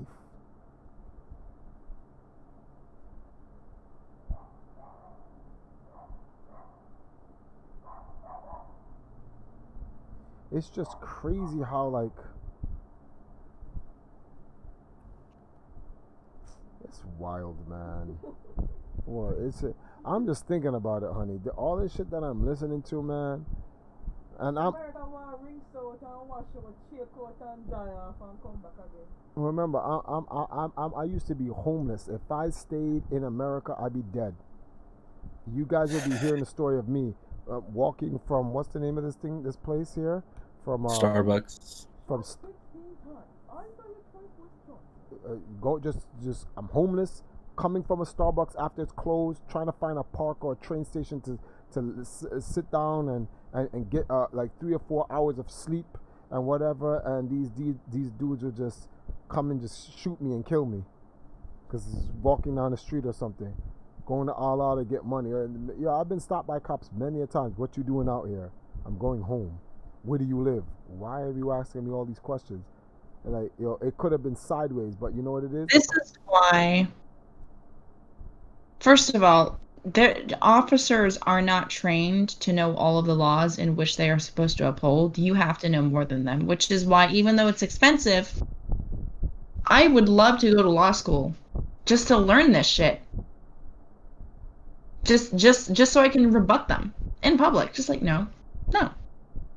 According to Section 22A of Article BEC, whatever. Smart ass. Just got shot. I'm light skinned. I can get away with it.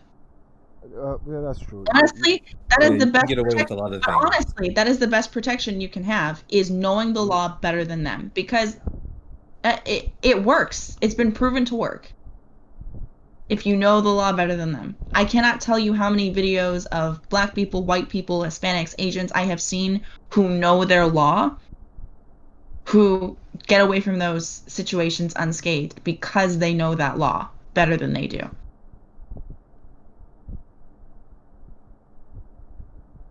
Also, you don't have to roll your windows all the way down for a police officer. You absolutely do not have to roll your window down all the way. I don't know why the fuck people do that. That literally just gives them permission to stick their hand in there and grab you. Don't fucking do that. A vehicle is private property. They need, for them to open your car, if they do not have reasonable suspicion, they need a warrant. It is, your car counts as your private property. They need a warrant to enter or pull you from your private property. Don't be settling on this bullshit.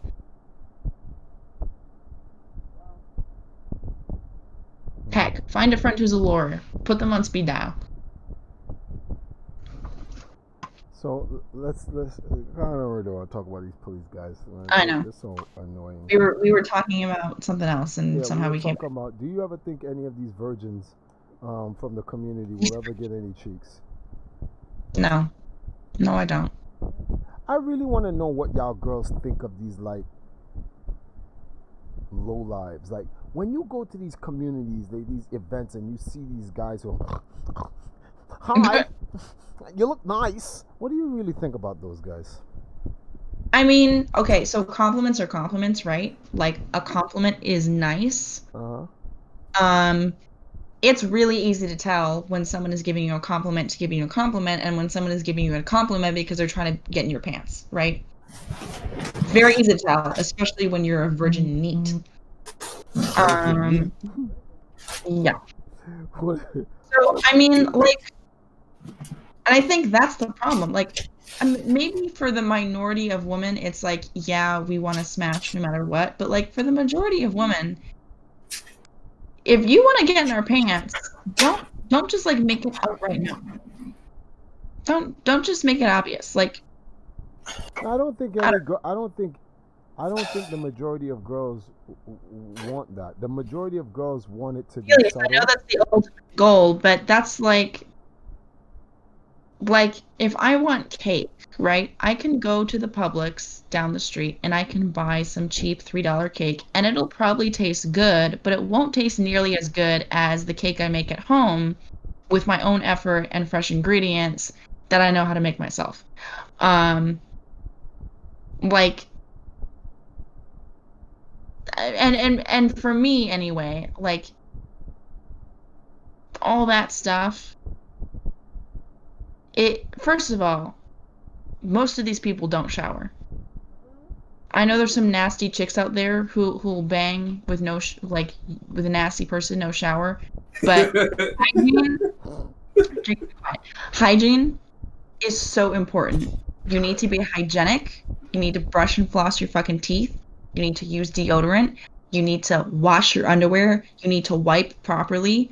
You need to not, I'm sorry, I don't know anyone personally who's attracted to it. I know some people are. Don't be a fucking mama's boy. Don't be like 18, 19, 20, 25, 30 and still sucking on your mom's tit. Like, don't. Just don't. Just don't. Some dudes can't even wash the cheese off their dick. And that's what I'm asking for is just like way too much. Corin said sometimes you gotta go and hold in your nose. Fuck no, I will neck myself if I have to do that. Just I don't even know where to begin on the issue. It's sad and pathetic. Gangsta, loving your mom is okay. Sucking on your mom's tit when you're like in your 25 to 30 is not okay. There's a difference. See, it is. There's a song I think by Drake. I just don't agree with the song when he says something like, he loved his mother. What? Something. My better, my mom. That's just the wrong. No, Drake. No. Like, music is fantasy. Huh? Cornelia said, "Mama's titties been there for me in the roughest of times." What the fuck does that mean? What the? First of all, if you're trying to get a woman, your woman gonna have titties. So I don't know why you holding up over your mama's titties when you can have like her 50, 60-year-old saggy titties when you can go get yourself some young girl pretty titties. Like that's crazy. Dudes want their mama's titties over their wives. That's wild. What are you doing still sucking on your mother's titties? This is what I'm talking about. This shit is just crazy. Cornelius is joking, but you know some people out there real like that. We're just, the point is, we're playing around. No, we're playing around, but there are people, honey, that are like that. They're legit. They are legit.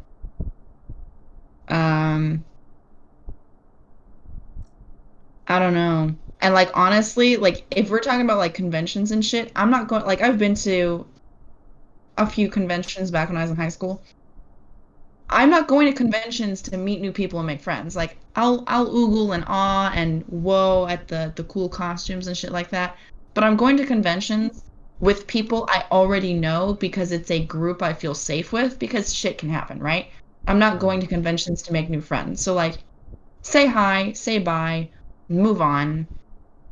Like conventions are not where it's at to be meeting like waifus or husbandos or whatever. And the other thing is like, do you know how many of these dudes are just walking around with like hentai on their shirts or little anime girl body pillows? You know what I don't like? Why the fuck would I want to talk to you or get to know you in any fashion when you've pretty much shown me that you're like a borderline pedophile? For real. Now, Anna, you entered a new territory now, because this is what I want to. You know, girls are to also blame for this shit as well. You know that, right? because they feed into this sick shit. There's a shirt. I don't know what the name of the shirt is. It like or clothing. You have the shirt, you have the pants, you have the hoodie, the versions of it, and it shows hentai girls who make those faces when you're about to Hago faces or Hago, whatever they're called. Yeah, something. What is it? It's called Hago. What? It's something. It's called something like that. Yeah. And I'm confused at something because like these guys have these shirts of those girls, and you'll have girls who be like, "Oh my God, that shirt's so hot!" And this is like I'm trying to think, not like a father. I'm just trying to think. I don't accept those women as females. Thank you very much. I do not claim them. Why would you? All right, you're a dude. Why are you walking around with a shirt with a bunch of girls looking to take a bukkake to the face? Like, what do you mean? Like, and as a girl, the only type of guys that would do that is that's what they think about girls as a whole. Yeah. And so, like, this. No, it's about an animation. But the animation's a reflection of what it is in real life. I don't know why people watch hentai, period. Like, how are you getting off to these little 2D animated characters getting it on? Like, you want to watch some porn, but what is appealing about hentai exactly? It's kind of funny. It's all based on perversions. It's just human beings are... You know what's so gross that I've noticed about, like, because I'll scroll through Crunchyroll looking for new shit, or like, you know, back in the day when Crunchyroll actually had some of those questionable animes on it, or people I know who watch hentai and they'll like tell me about it, or like, hey, this one, just look at it, and for the sake of it, I'll like read the synopsis or some shit. What I've noticed about a lot of hentais is that they're pretty much like borderline rape fantasies. Like, all the girls in these hentais, they say, no, stop, don't. And I'm like, this is rape. This is animated rape. What turns you on about this? What is sexy about this? What is appealing about this? These girls are actively protesting the entire fucking time. This is animated rape.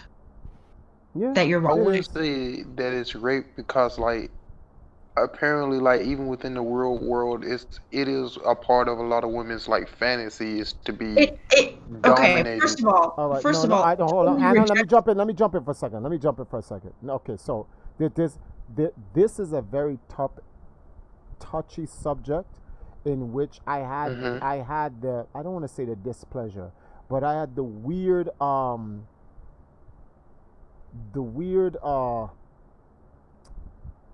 I had a conversation I really didn't want to have with somebody. I can't even help you because I don't know what word you're looking for, honestly. No, because there is no word for it. I don't want to say the weird pleasure. I want to say I'm glad I had the conversation, but I really wasn't. I wasn't too thrilled on having that type of conversation. Unfortunate experience? I don't know. Mm-hmm. Yes, it's an unfortunate experience, but like, there's a big difference between, like, for instance, right? Me and my I don't even want to use me and my wife because some people find that disturbing. A guy and his wife have what's the word for this? An intense, aggressive session of sex, wrestling match, making or whatever. No, not. Right. I'm not. No, you're not headlocking a chick, finger forward, leg locking her, and then having sex with her. I'm not talking about that. I'm talking about an aggressive session of a woman allowing. Here's the difference: allowing her man to dominate her. There's a difference between I want you to dominate me and then rape. Rape is I don't want you to dominate me and you're dominating me. And I want you to dominate me. I'm going to surrender to being dominated because it's good, because whatever, she just likes the aggression, is a complete different thing from rape. And that's what I was trying to say. I was trying to explain to a guy when he's like, yeah, but like, if you look at some of these porn and stuff like that, and yada, yada, yada, these girls want to be raped. No, they want the, they want the fantasy. They want the fantasy of being porn, dominated. That's why I hate porn in general, because it takes all of the subversive stuff, and people who watch a lot of it, they think that shit's normal. They're like, oh, rape fantasy. Listen, no one. I'm going to tell you, like, and you can dispute this on me, but I have not found a shred of evidence to support it. No one on this earth has a rape fantasy. They have a dominance fantasy, right? Yeah. They want to be dominated. They don't want to be raped. And anyone who tells you otherwise is a fucking bullshit. No, it's liar. I 100% I agree can with you. agree It with is that. they are a liar. There is no one on the face of God's green earth who That would wants be to be okay with being raped, real or not. You people don't understand what rape is. Rape is someone wanting to violate your, or not, let's say, but well, it's kind of violated. Someone who wants to dominate you physically, no, sexually, against your actual will, not your fantasy. Because when Yeah. when you're Well, dominating, and that's the other thing. If they're like, "Oh, I have a rape fantasy," and you It's both not a agree, rape then it's no fantasy. longer a rape fantasy because it's consensual. once you Yeah. It cannot be a rape fantasy because you Well, were doing so, it like, what would you consensually. call Therefore, that it can never then? be. Once the girl goes, take it, beat it up, blah blah blah, it's not rape. She's just Yeah. she likes you dominating her, and people get that mixed up It's with BDSM. rape, and it's like no, BDSM. yeah, well BDSM is not rape either. That's Well, no, that's what I'm saying. Is That's- if what they want is the dominance and the aggression, or getting smacked or slapped, like whatever the fuck it is, that's BDSM. well that's all that is a perverted version of dominance. That's Yeah. just getting extra. But even then, that is something that is agreed upon with a Yes. set of boundaries. She or Right? he wants you to slap, kick, punch, drop a Randy Savage elbow, drop off the top rope. They're asking for it. If they're asking for it, it is not rape. They want to be dominated. Rape is when you no, you can't have sex with me, and you take it. No, people are weird. The other thing that really weirds me out about hentai is like when it's that like cliche tentacle shit. And I'm just like, y'all dudes really like watching fake little 2D girls get raped by sea monsters. And I think the That's only so, like, thing I can think like, about that. guys, please just like, can you please just like mentally process what I am processing right now? Dudes get off to watching almost Demons. pubescent women and or minors being raped By sea under the creatures. pretext that it's hentai and therefore it's somehow some perverted version of consensual. I fully believe, like, if you've ever like looked at like cases of like younger rapists that they think it's somehow okay, I fully believe that mass media teaches them if a girl is resisting, she still wants it, and it's because they watch this garbage. Yeah, which is why like I can't support certain things that comes out of Japan. I just can't, because like that shit is just wild. Like, I'm sorry, any animated or moving anything where people are having like a sexual tension moment and one or the other person is actively protesting, you can, like, I'm turning it off. It makes me really uncomfortable. Like, I don't care how you spin it. I don't care if they have pillow talk afterwards. I don't care if they start dating later. That's fucking rape.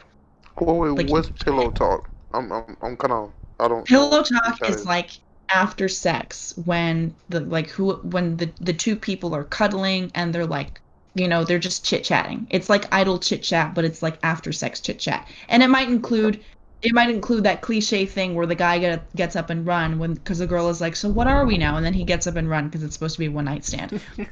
But that's pillow talk. Pillow talk is just what you do after sex to kind of like wind down and enjoy the mood. It's like, you know, it's small talk. Well, wait, so like, are you saying you don't like that, or are you saying No, you don't like no. the I'm after the saying, rape? I'm saying in or movies, hentai or TV whatever. shows, in anime, in Okay. anything, they will Okay. straight up have pretty much what is rape scenes that they're trying to substitute for consensual sex, and they'll try and be like, oh, it's consensual because they have pillow talk afterwards or they cuddle afterwards.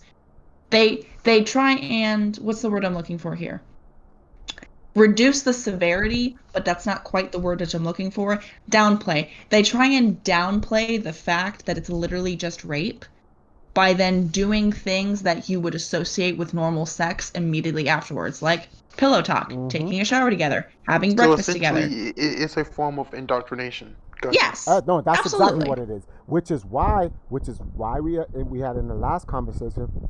If you look at these kids from the anime and the gaming community, People are like, watches oh, this it's stuff, just a drawing. It's just a drawing. It's like, but you internalize that shit, don't you? Also, do you not internalize that? Also, you take into consideration that these guys, right, these very same guys who are indoctrinated by this, as Anna so rightly made a point when Sahil was being a fucktard and trying to say some other stupid shit, they don't know the difference because society accepts it in anime. So let me give you a real-time example of how this gets mistranslated. You go to an anime convention. You're a guy, right? You're into anime, hentai, etc., etc. And these are no. Let me not say anime. Let me be correct in all the things I'm saying. You go to an anime convention, but you're into hentai and those type of things or whatever. You come there with that whatever shirt you're talking about, where the girls are all making those I call them Google faces. If anyone's ever watched Pornhub, you'll know what Google is. Oh yeah. It's just where guys are just splashing on girls' faces, right? Okay, so if you go there with that, and girls come to, oh my God, that shirt's so cool. You know what that's actually saying? That the message of your shirt is okay. She's okay with that message, and dudes start to think that, oh, this is acceptable. Then when it comes to the real test now, when it's like, all right, I like this girl, I want to talk to her, I want to just gush in her face. And so they're using social, whatever you call it, from anime, and they try to apply it into real life. And it's like, no, fuck ass, that is an anime, and this is real life. And then they get mad. And then they get mad about it because they get rejected. And unfortunately, in those groups of people that get mad, you have the ultimate degenerates. And what do the ultimate degenerates do when they get mad? Then they go and they actually rape someone. There you go. Someone says, well, perhaps not, because it could still be rape if she is quiet and not struggling. Basically, if she is willing, if she's not, then it's rape. That should be obvious. I don't know. I guess I want to say it's just me personally. Call what? If she's climaxing, if she says no and you take it from her and she climaxes, it's still rape. Climaxing has nothing to do with anything. I know you're a troll, but that's like the stupidest, most ignorant comment I've ever seen. Like, if an orange doesn't want to be peeled, like let's say in some alternate universe, an orange has sentience. If an orange does not want to be peeled, but then I take a knife and I forcibly peel it, it's gonna peel, whether it wants to or not. If you rape a woman or a dude, you stimulate something, it's gonna do what it is biologically made to do because you're stimulating it. Yeah, that's got nothing to. It's still rape. If she says no, it doesn't matter if she climaxes. It's still rape.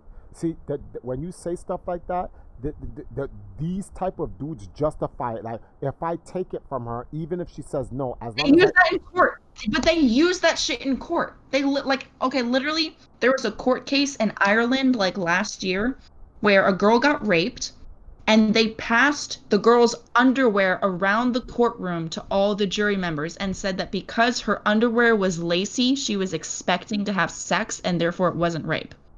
Wait, okay? What's that?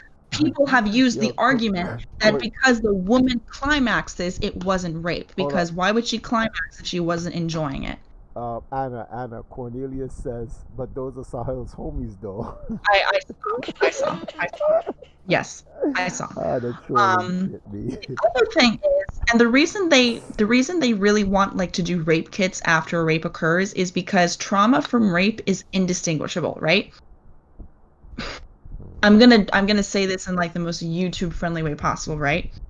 The female genitalia, when it is aroused, blood flows into the area to expand it and lubricate it so that the man can go in smoothly so as to not cause ripping, tearing trauma, etc. Rape trauma, which they look at in rape kits, is indistinguishable because someone is forcing themselves in against your will with no prep time, right? No prep, no nothing. So there's no blood flow, there's no lubrication. 9 out of 10 times, the female is going to tear. There might be bruising, but there's going to be signs that this was done forcibly, right? You know what's so crazy though about that, now, Anna? That can be replicated, however, if you're someone who's into rough sex. You know, that's the only exception to this rule. You know what's so crazy, Anna? The fact that men are trying to make up rules about how a girl is X, Y, and Z. Like a man would say, look, she was aroused and she liked it because her vagina, except he doesn't have one. She has one, but he's gonna tell her how it works. This is the arrogance of men. This is another thing I hate about like dialogue behind sex is they're like, oh, she needs to have a tight, sorry YouTube, she needs to have a tight pussy. If her pussy is loose, then she's a slut or blah blah blah. I was like, listen, if a woman has a tight pussy, she is unaroused. Well, tight pussies are unaroused, unlubricated pussies. Well, see, this is what I'm talking about. This is like dudes who like put their hand on a girl's vagina and just rub it viciously back and forth, and they somehow think they're stimulating the clit. They don't even know what the clit looks like or where it's located. They just think they're doing something. It's like, oh, I stuck my dick in you, therefore I did a good job. These guys are the problem. They didn't have fathers that sat down and taught them. I don't think they know anything. I don't think they know anything. I think they're just going by the seat of their pants.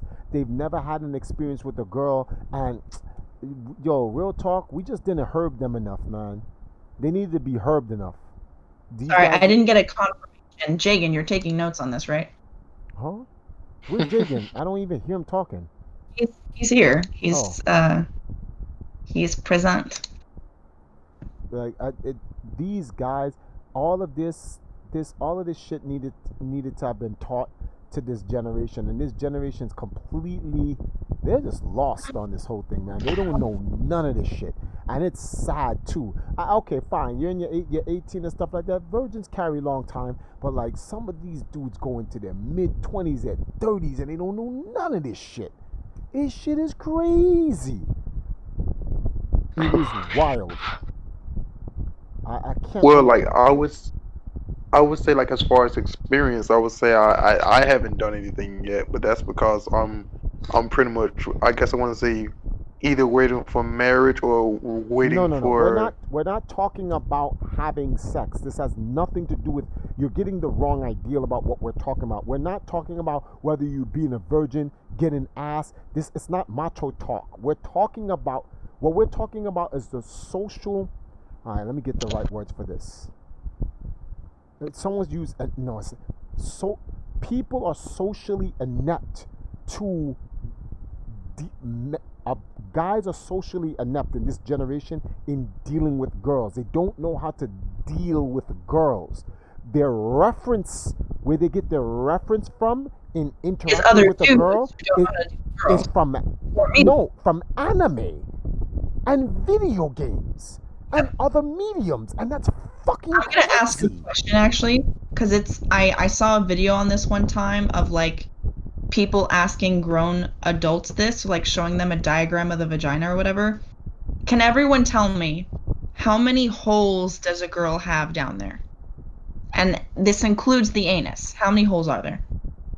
Can anyone give me the proper answer? What do you mean? For a woman? Yeah, for a woman, how many holes are there? 3. Okay. Does anyone else know that? I wanted to say 3, but I wasn't sure. This is my fucking point.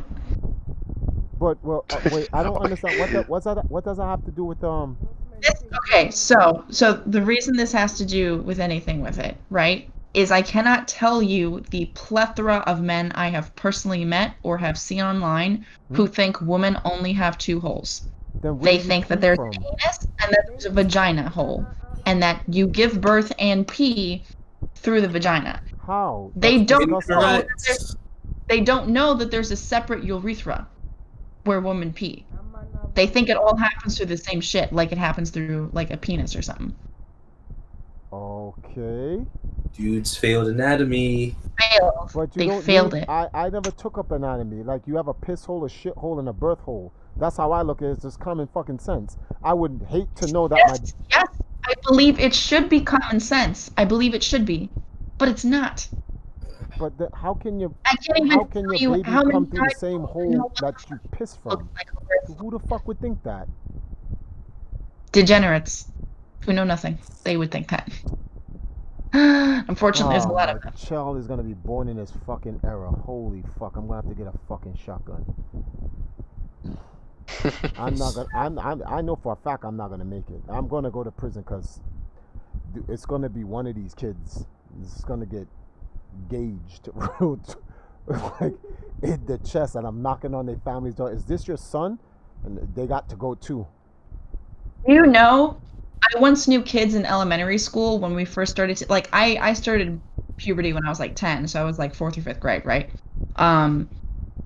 And there were boys in my class. I heard them say this, who thought that women gave birth through their buttholes. I think that's mostly a joke. I think that's mostly a joke that older people tell their children so they won't find out about the vagina quite yet. I mean, yeah, they do, and that's the other thing I hate is that parents refuse to talk to their children about these things when they start asking or it becomes applicable. And it's like you're just enabling the ignorance. Just tell them. Anna, Movie Man says most men never get the talk from their dad or mom or anyone else. But like that's why. Okay, so I was an immigrant. I was a immigrant First of all, that Google came is to a thing America. No, but I'm giving the worst case scenario. I'm an immigrant, came to America under some erroneous circumstances, poor with nothing, off the banana boat with the pro kids and etc. There's no reason, no reason, zero, zilch, nada, for your parents not to be able to have the time to talk to you about that. Because like, if the lesser people get the time, so if the lesser people get the time from their parents, how can the fucking people who, and you know why? Because their parents are too busy doing some bullshit and motherfuckers are being raised on anime and video games. That's what the problem is. Dudes is not out here, dudes are not out here parenting their kids. They're literally putting in no parent time, and that's crazy. How can you not be okay, after when your daughters, stuff like this, I guess, for me, I would wait till when my daughter's like 12, 13 before I even bring up that type of stuff to us. The boys, I guess it would be the same age for the boys. At 12, 13, it's like, look, we got to start talking because, look, I don't need you to be making some fuck-ass mistakes. So, we ain't out here like that. And talk to your kids, but like, how can you not have the time for your children? And I don't want to hear I'm working. That's bullshit. It's fucking bullshit because motherfuckers find the time to smoke and drink and get high and do crack and coke and bitches and all this other shit. So like, how can you not spend 20 minutes to talk to your fucking children? 20 fucking minutes. 20 fucking minutes. I hate the excuses people make. People just make this bullshit ass excuse. Trial and error. It's not anime or video games as much as porn. Porn is extremely easy accessible these days. People are forgetting that. Nah, porn. No. No, it's that factors in. And you know what? The other terrible thing about, because it's not just anime, right? Anime, like hentai specifically, a lot of that is just animated, like glossed over rape. There are, and I had to look this up because I did not believe my ears or my eyes. There are so many lawsuits against Pornhub specifically because sex traffickers actively upload videos of minors being raped on that website. Yeah. Some of these minors who have since today grown up and become adults have contacted Pornhub to have those videos taken down and sued them, and Pornhub refuses to take them down. Like, you can click on a video and it can say this, that, and the other thing, but you have no idea. You might be watching a minor get raped. You have no fucking idea. Well, there's a video here in Jamaica of a schoolgirl getting her whole shit blown out by a fucking, what do you call it again? What's the name of this thing here? By what do you call them guys? Coaster drivers, honey? conductors, yeah, and stuff like that. And that's on YouTube for Jamaica. Like the dude recorded it. The girl was laughing about it while the guy was playing, and she was definitely a schoolgirl. But things are slightly different down here in a fucking third world. Yeah, consent is 16. Cole, what age is a minor depends on what country you're in, yo. Yeah. Well, the age of consent here in Florida, for example, is 16, but there's a legal limit to that of 4 years. So, like, if you're 16, you can have sexual relationships with an adult, provided they are not more than 4 years older than you. So, if you're 17, same law. You can't be a 25-year-old man having sex with a 16-year-old girl. So if you're 17 and you're going out with a 21-year-old, that's fine. If you're 16 and you're going out with a 20-year-old, that's fine. Anything more than that, illegal. It's called statutory rape. So you can't be a grown-ass man having sex with a 16-year-old. Yeah, no, you can't. You can't be a 25-year-old dating a 17-year-old. Like, no. And I don't know why anyone would want that any fucking way. Like, she doesn't know what she's doing. She's not experienced. I know why dudes want that, because dudes are fuck asses. And the reality is that, like, to them, I can't get any other cheeks, so it's gotta be this way. That's just really what it is. You're laughing. I'm dead serious. Like, that's literally what it is. Like, some of these... No, I was just mostly laughing at the tone you said it in. Like, it was... Because a lot of these guys, like, I don't know what's wrong with them, man. These guys have problems, man. Like, it's not that. I think men. One of the problem is that men, I think, have sex is too much of a priority on guys' minds. Especially in this age, sex has always been a priority in men's minds. It's so overrated. I feel like people, it's like, especially in religious groups, like so many young people who get married like straight out of high school or some shit. Yeah. And then like, 2 months later they're pregnant, and I'm like, y'all literally only did this so that you could have sex because you've been obsessing about it for like 10 plus years. But that's because sex is marketed in the way sex is marketed everywhere in society. It's like a social badge of honor. So like a lot of guys and girls they get together to have sex so that they can boast to each other. Like I know this for a fact because like hold up, motherfuckers. Like okay, one of Nile's girlfriends or former girlfriends. I know girl as a friend, not like girlfriend, lesbian girlfriend. Gotta be careful with these wordings here, right? One of our former friends was like, "Oh, I found me a man, and he got a real big dick," and it's like, okay. Just out of curiosity, what was the purpose of you telling her, Nile, that she's not gonna have sex with your man? No. So why did she need to know how big your man's dick was? And it's all ego. It's all ego, dick stroking, whatever you want to name it. It's just all foolishness. People are getting together for the wrong reasons. They're literally getting together for the wrong reasons. They're getting together for the reasons of just, it's literally like, oh, it's just a style on people. That's literally what it is. It's just a style on other people. It's so worthless and ridiculous and a waste of time. When people go relationship goals, what do you mean fucking, you know what a goal is? A goal is an end. My goal is for the empire to become sustainable and build a nation. You know when that goal stops for me? When I'm dead. I'm dead. That's the end. And it can go on without me. That's a goal. When anyone who says relationship goals is not interested in a relationship, they're interested in the goal of a relationship. It's like a milestone, an Xbox Live achievement unlock. That's all it is. Oh, I'm going out with Danny. Oh, you are? Yes, Xbox Live achievement. You've just unlocked relationships. And then after that, fuck him. That's literally what it is. They're not interested in anything else. It's a fucking goal. And it's so stupid.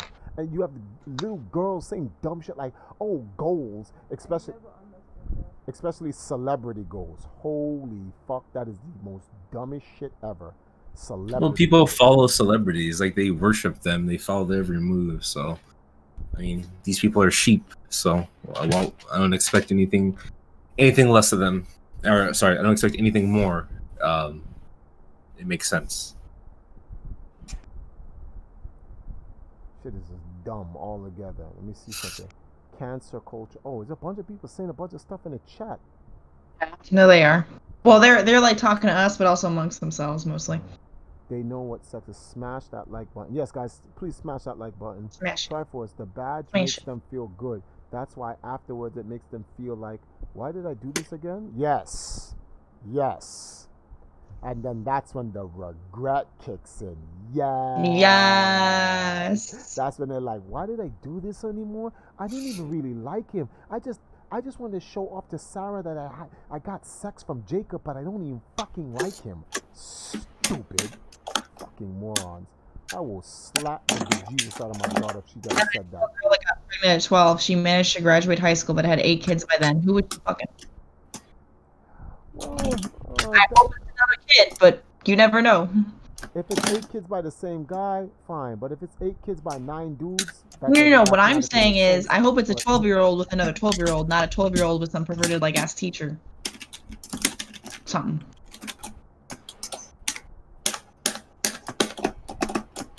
Jump, because you're Megan, can you control yourself?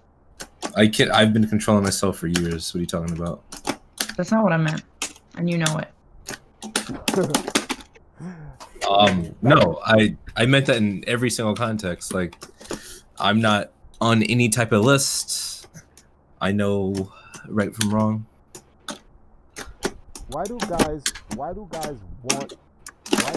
feel the need to want to have sex with so many different girls? I can. I'm not sitting here saying that you shouldn't have. Listen. In my opinion, if you want to have sex with a bunch of people, go have sex with a bunch of people. Just practice safe sex, and also, if it's a badge of honor for dudes to have sex with a lot of people, I don't want to hear anyone bashing on women for having sex with multiple people. I don't want to hear it. Double standard. That's why I told people. I say this all the time. Bloody Bison was on a stream the other day, and I said to him, I was talking about like me. I have my own personal little egotistical thing. Look, guys need to we are what our opposites are as well. So when guys call girls a whore, remember, when you call a woman a whore, that means you're a whoremonger. Why? Because we monger what we like. And if we're going to call a girl a whore, that means we dislike whores. But if you're fucking whores, then that means you're mongering them. So how could you fuck something you don't like?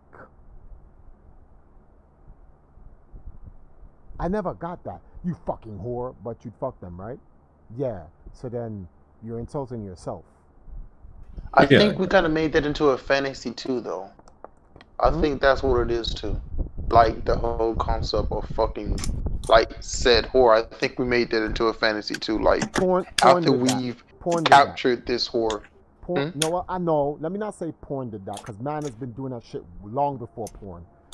Man has done that. Man has done that dumbass double standard shit.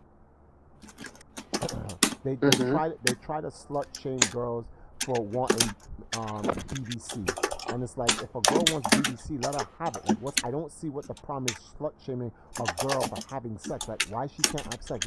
What is it? What is Sash laughing at?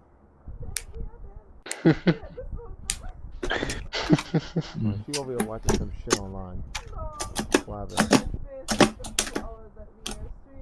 Yeah. Guys, head out. It's late as fuck.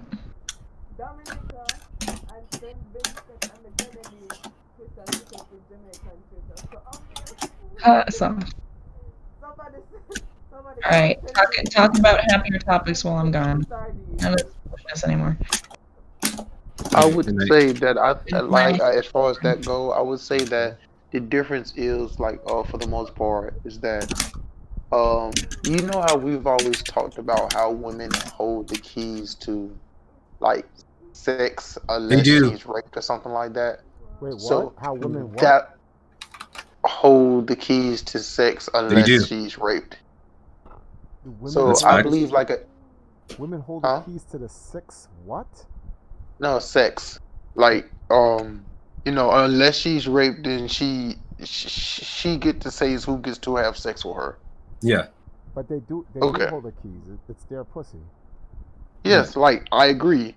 But what I'm saying is that I believe like where the double standard comes in is that typically, typically you would have to woo a chick, and a good proportion of guys kind of have trouble with that. So the guys who are able to woo a chick to get her legs open, those are the guys that they get dapped up and be like, "Oh man, you did that? Oh yeah, of course, bro, I did that." You know, he gets props for that.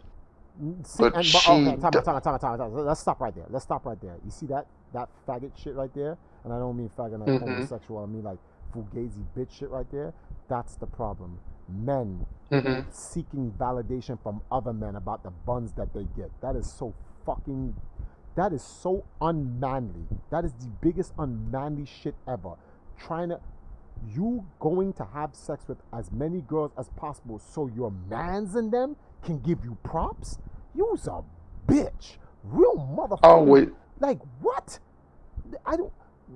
Where my dick goes does not require the permission or the validation of any motherfucker breathing on planet Earth. I've always thought that to be stupid. Like I'm like, so like, what are you getting out of this besides saying, "Oh, you smashed them"? I mean, like at the same time, I kind of looked at it like this too. Why does it matter if you're smashing an attractive chick if that's all you're doing with her? It's just you're just smashing her. Like I don't see the. Okay. I guess I kind of always looked at it this way. I'd rather be smashing an attractive chick that I'm going to be with than just smashing a bunch of random attract. Like just to me, that doesn't mean anything. There's a lot of truth to that. See, you got to look at it like this, right? If you're smashing a girl, right, that you don't have an actual relationship with, then you didn't get pussy. She gave it to you. Mm-hmm. And I would, and this is where the dominance comes in. Like you got the goal is to be with someone who does not mind you taking it from them, which is that's the dominance. But if she's just giving it to you, then you don't really. You're not really getting pussy from her. She's taking dick from you. I never thought of it that way. Well, look at it logically. Unless you rape her, you can't get the cheeks. But she's taking dick from you. She doesn't have to rape you. You're giving it up willingly. Mm-hmm. Oh, that's all cows. That's a lot of dead people, boy.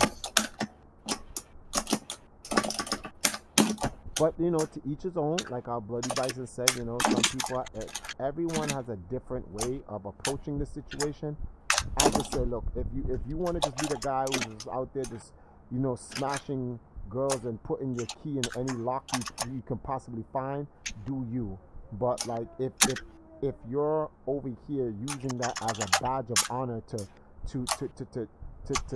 like, yo, look at my achievements that I've unlocked in the game, to use it against another dude, that's just mad fugazi. Like, why does that matter?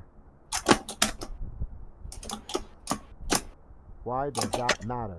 That ideology causes so many problems in the scene, in the community. It's why groupies exist in all scenes and whatnot, because some of these girls, they know what the deal is and they use this shit against men because, guys are fucking morons. They're not too bright. Oh man, that's a lot of arrows. Sorry, brother, not sure that's me smashing those buttons. I have a unhealthy relationship with Street Fighter because of my childhood. Sean was like, who's on a typewriter? She might leave you afterwards. Could not be me risking no STDs. Facts. Gangster Godzilla, facts, Yeah. yo. Don't let anyone shame you for not engaging in certain activities. You don't have any STDs? Godlike. And I have no STDs. STDs is a very important thing because Like when you get an STD, man, your chances of ever getting a bona fide woman has dropped drastically to like 25%. Ooh, what the fuck is this? Oh hell no, y'all motherfuckers gonna back up, motherfuckers, back up. Oh hell no, I will squeeze on all of you motherfuckers. No. So yeah, like unless you find a girl in where y'all both have STDs and y'all share, and y'all say, look, we both have an STD, let's just stick together, and that is very uncommon and very difficult. So unless that happens, you're good, or you give it to her, but she loves you and she goes, you know, whatever, however you gave it to her and why ever you gave it to her, whatever the case may be, or how that even came along, but that's real uncommon, very uncommon. What he says, Cornelius, hey, feel horrible about me, Ben Jackson. Know what I'm about what?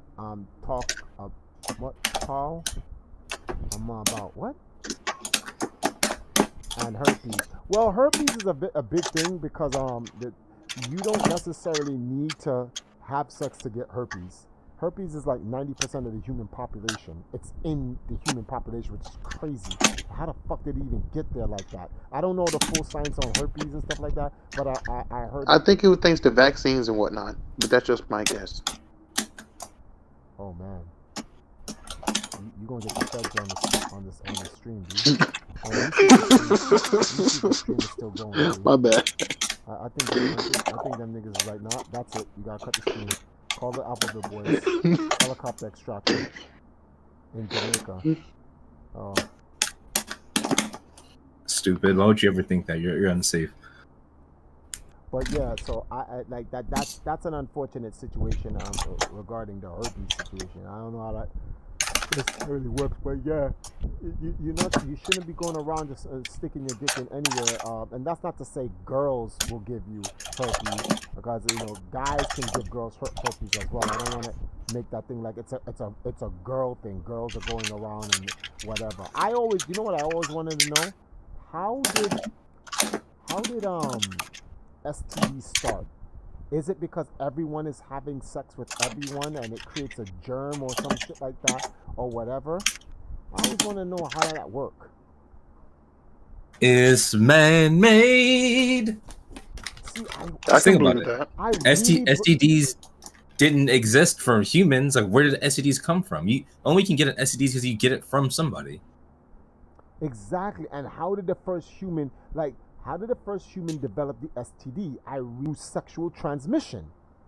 Hence, sexually transmitted disease. It's a disease that's transmitted sexually. How? Who contracted the first one? And how was the first one contracted? How was it created? Like, okay, AIDS is a sexually transmitted disease. Well, which is actually, AIDS is not only a sexually transmitted disease. There's another way to transmit it through drug injection. But where did AIDS come from originally? Now they gave us a bullshit excuse saying that it came from African fucking monkeys or gay people fucking each other. No different from like, oh, the coronavirus came from bats in Wuhan. Now we all know after 6 months that's absolute bullshit. But that was the original story. Who made that fucking dumb shit up and believed it to begin with? I was like, this sounds like motherfuckers talking about some shit between yo, people just, the shit that they invent, Jagan, the shit that they invent, boy. Hold on, let me go in the chat right now. See what the chat's saying. STDs, air we breathe, food, water, acne, I don't know. On Twitch, I don't know, man. I really believe someone invented that shit in a lab and said we're going to spread this shit. And we're going to put it in a human and a human goes to spread it. Okay. I believe that a lot of the stuff is invented like within a lab, because like if you look at the symbol of the I guess I want to say of the hospital with this stick and two snakes wrapped around it with wings, that's literally demonic stuff related. Well, yeah, I know that well, it's been used. It's like the swastika. Did you know that the swastika was used before the Third Reich? A symbol of peace. Yeah, the symbol of peace. So it has multiple meanings. Nimbus, what's going on? Never thought of that. How do you get a disease from performing a biological function? Exactly. Human beings have been having sex since the creation of humanity. No one had gonorrhea or syphilis or herpes back in Jesus Christ's days. So how did in the last 500 years people started getting it? For instance, syphilis was made in the last 100 years. Syphilis is new. It's a new disease. I think cancer is also a new thing too. Well, no. Yeah. Well, no. It depends. Like it depends. It can't, because you have to understand what cancer is. Cancer isn't a disease. Cancer is like Cancer is a malfunction, a series of biological malfunctions in your body that ills you, and that's what kills you. Cancer's a disease is like a virus that. This is kind of hard to explain. I can explain it. Cancer it happens when cell division fucks up. That's why, even if we had the ability to live to 200, every human would get cancer eventually. Yeah. It's just, how high was cancer back then, or do we not know? No, because this thing called cancer. Cancer leads to the breakdown of the human body, and you die. Something goes wrong in the human body. It can happen early, it can happen late. That's why he brought up the thing about even if you live to 200, your cells will eventually no longer have the strength that it used to have to be able to divide properly. Mutations will start to happen. Cancer will form into you. That's what ends your life eventually. There is a way to create through nanotechnology where you can create nano cells that can go in and correct your actual regular cells. And so imagine, this is not a fictional thing. What I'm telling you is, in theory, that is an eventuality. Mankind will create nanotechnology that can go into your body. When your cells started dividing wrong and creating tumors and stuff like that, nano cells inside of you go and kills those tumors and correct it through machines, nano machines, and just fix it. And then your body doesn't break down. You age slower. You live longer. That's where science is going. Excuse me, gentlemen. So what has bloody fucking bison.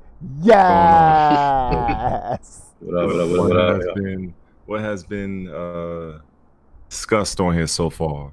We're talking about we were talking about no count, loser ass anime video game, no cheeks getting ass, fucking walking around with anime pillows of little 12-year-old girls. Fuck nigga shit. Why are these guys like this? Etc. etc. That type of shit. And then we got into how did all of these disease come about, especially sexually transmitted disease? Did sexually transmitted disease come from did it really from human beings, or was any of this shit ever invented in a lab or something like? Two doctors. I can definitely tell you that. Robert Galileo definitely made AIDS. We know this. That's fact. Nigga suing the U.S. government for using the shit. He's like, that's mine, right? I patent that, you fuck faces. So yeah. And then syphilis, I know was invented in lab, and that's new. That's not even 100 years old. But herpes, gonorrhea, and the rest of these sexually were these natural, or were they invented by human beings? So let me let me see if I can actually shed some more light on that. If I can be just read this for all you guys here. So let me see if this is the right. Before you start, Shaka just donated $3, and listen to this. This is true too. Shaka Maven donated $3. That nanotech was in that Vin Diesel movie Bloodshot. Yes. Yeah, that's a good movie. It's a very good movie by Vin Diesel. And that's a very good comic series, by the way, Bloodshot. I've been watching them since they were on Valiant Comics. And the nanotech, that's not, I know a lot of you may be looking at them like, man, that's bullshit. That's just a movie. That is very real. And them boys have been working on it. Trust me. They're gonna start with that.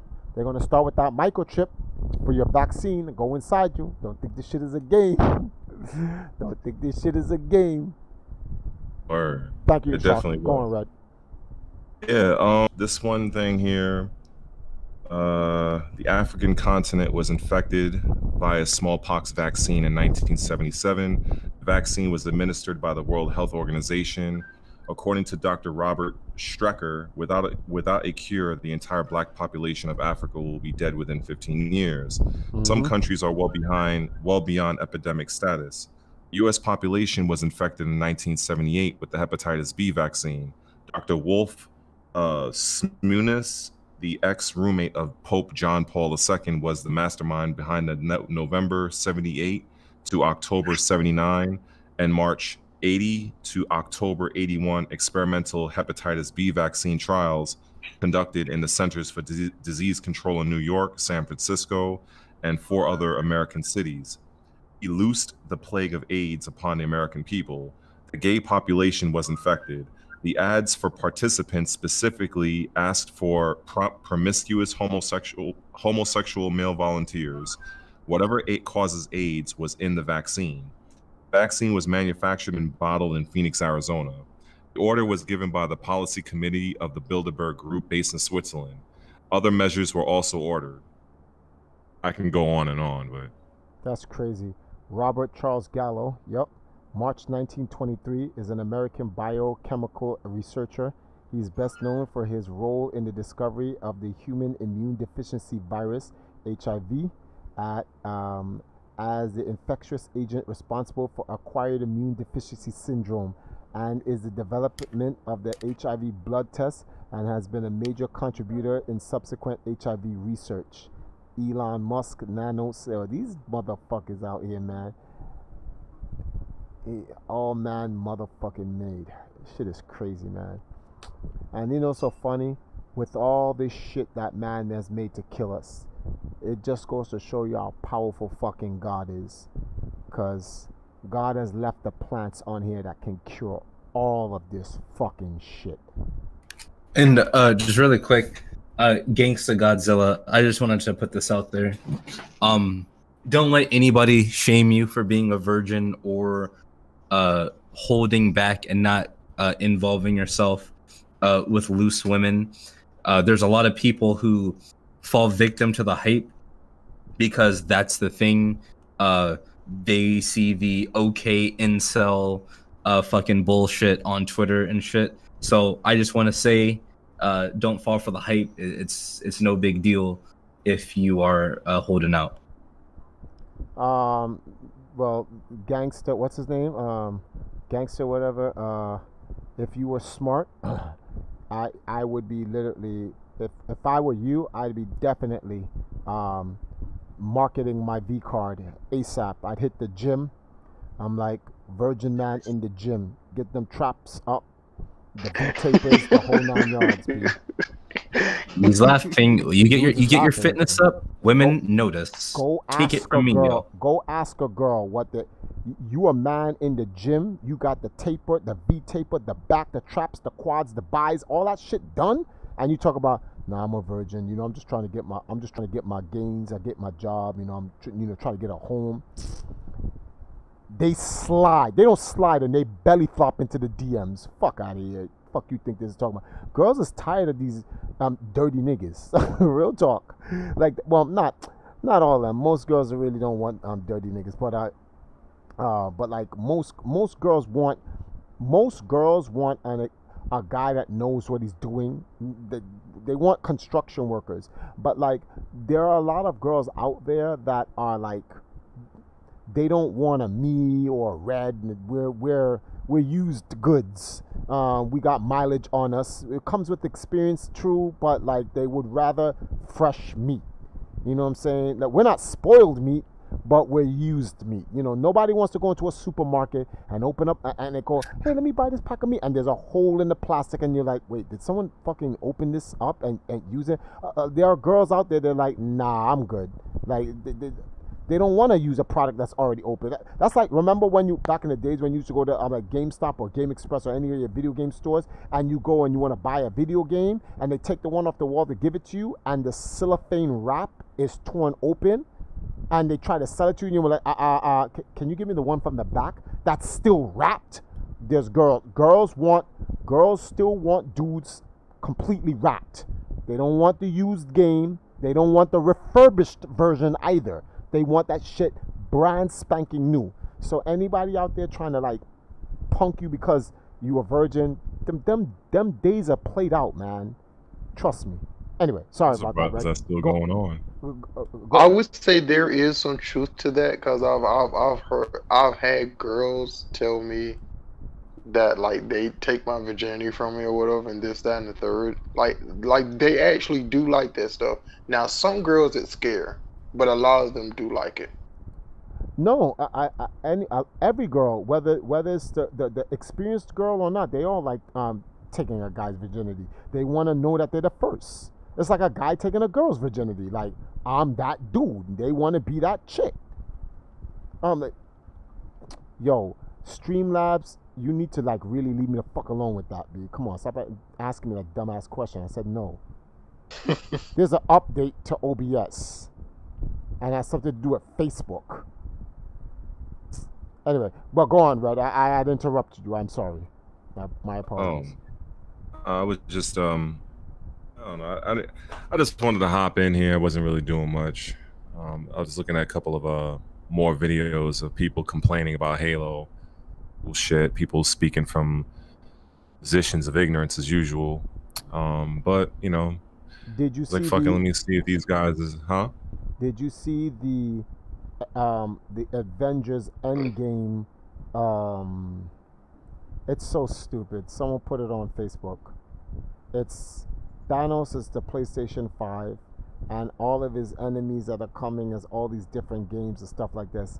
And Captain America is Xbox. And he's standing there alone, beat up and whatever, and then he hears some shit. And he touches his ear, and the portal opens, and then it's T'Challa, and they put the symbol of Avowed around T'Challa's face, and all the portals start opening up, and they're talking about Fable, Forza, and all these other Xbox games coming in, and blah blah. Someone that literally made an Avengers version of that. I was like, yo, fanboys are such fucking creative. Boy. So I guess nothing else to do. I guess well, a lot of unfortunately, Avowed isn't going to see the light of day until like 2022. So that game isn't going to be out no time soon. What is this game about? Everyone's saying it's like this is going to be a god tier game. It's pretty much it's filling the void that Bethesda is not filling, because Bethesda's been fucking up with Fallout 76. So it's supposed to be a game similar to Elder Scrolls or Skyrim, which no other company is really doing right now. So, well, effectively anyway. So it has a lot of interest, and also another reason is it's set within the what the fuck is this game called? Pillars of Eternity world. So that's also appealing to some people that played that franchise. So people are already theorizing like, oh, what type of classes will it have? Will you have companions? Will it be a third-person mode? The game is going to be big. So the developers already said that it's going to be very large. It's going to be more dense than Skyrim, from what they said. So, but it ain't going to come out no time soon. Oh. So I'm not even worried about the shit. And the amount of time it's going to take, that game can completely like change. Like it can completely change from what we see it, from what we see it in 2020. When we get in 2022, that'd be a completely different game. Just focusing more on like what all these fucking YouTubers are saying about Halo, and I'm like, oh my god, man. I just wish I can go through the fucking television screen and just be like, look, you don't know what the fuck you're talking about. Let me educate you on this shit. Like the Xbox is, I guess it's not as powerful as we all thought. 12 turn, like, come on, man. Look, the fucking game was built from the ground up on regular Xbox technology. Like, this is the reason why it looks the way it looks. It was never meant to be an Xbox Series X launch title. It was just going to be another Xbox One game that was going to be enhanced for the Xbox One X. But now they decided part of the reason why Microsoft got rid of the Xbox One X is because PlayStation 5 would not be the real competition for the Series X. The competition for the Series X is going to be the Xbox One X. That's the reason why Microsoft canceled it. But many people, you will not hear many people talk about this because people don't know what the fuck they're talking about. I don't think they don't know. I think they know. They just don't care. They just want to have something to say about it. I highly doubt. I fucking highly doubt anybody really understands what this is all about. It's but they don't want that to though. They're just being fuck asses. They don't want to understand. They don't care. They just want to have something to say. I mean, that may be, and you know, everybody has what they want to say. I mean, there's only one truth, and I rather deal with truth. The Xbox One X costs a lot of money to manufacture. Microsoft is making zero money on that console. Zero, like nothing. And there is no game really at the Series X, or for that matter, a PlayStation on their side, that is really going above and beyond 4K 60 frames a second. So if we put this in perspective, really want to be technical about it, all of the games can be played on the Xbox One X. That's a fact. So if all of the games can really be played on the Xbox One X, then why would I need to buy a Series X? So Microsoft had no choice but to pull the plug on the One X, keep the Series S alive. So this is what's really going on. But of course, Microsoft can't officially say that. But that's pretty much what the deal is. And a lot of these YouTubers don't have a clue. You know what I mean? So it is what it is. Because all of the games I'm seeing, technically, yeah, it could run on an Xbox One X. Xbox One X is still the most powerful console currently right now. So why is it that Microsoft is pulling the plug? Pulling the plug because they know right now the Series X is going to be reduced in price. It's going to be significantly lower than the Series X by the time the Series X comes out.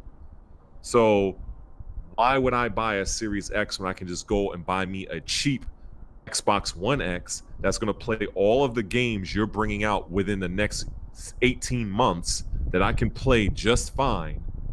So Microsoft had no choice. Oh, and also Microsoft, the Xbox division, it's a set amount of money from Microsoft, the parent, like the main company.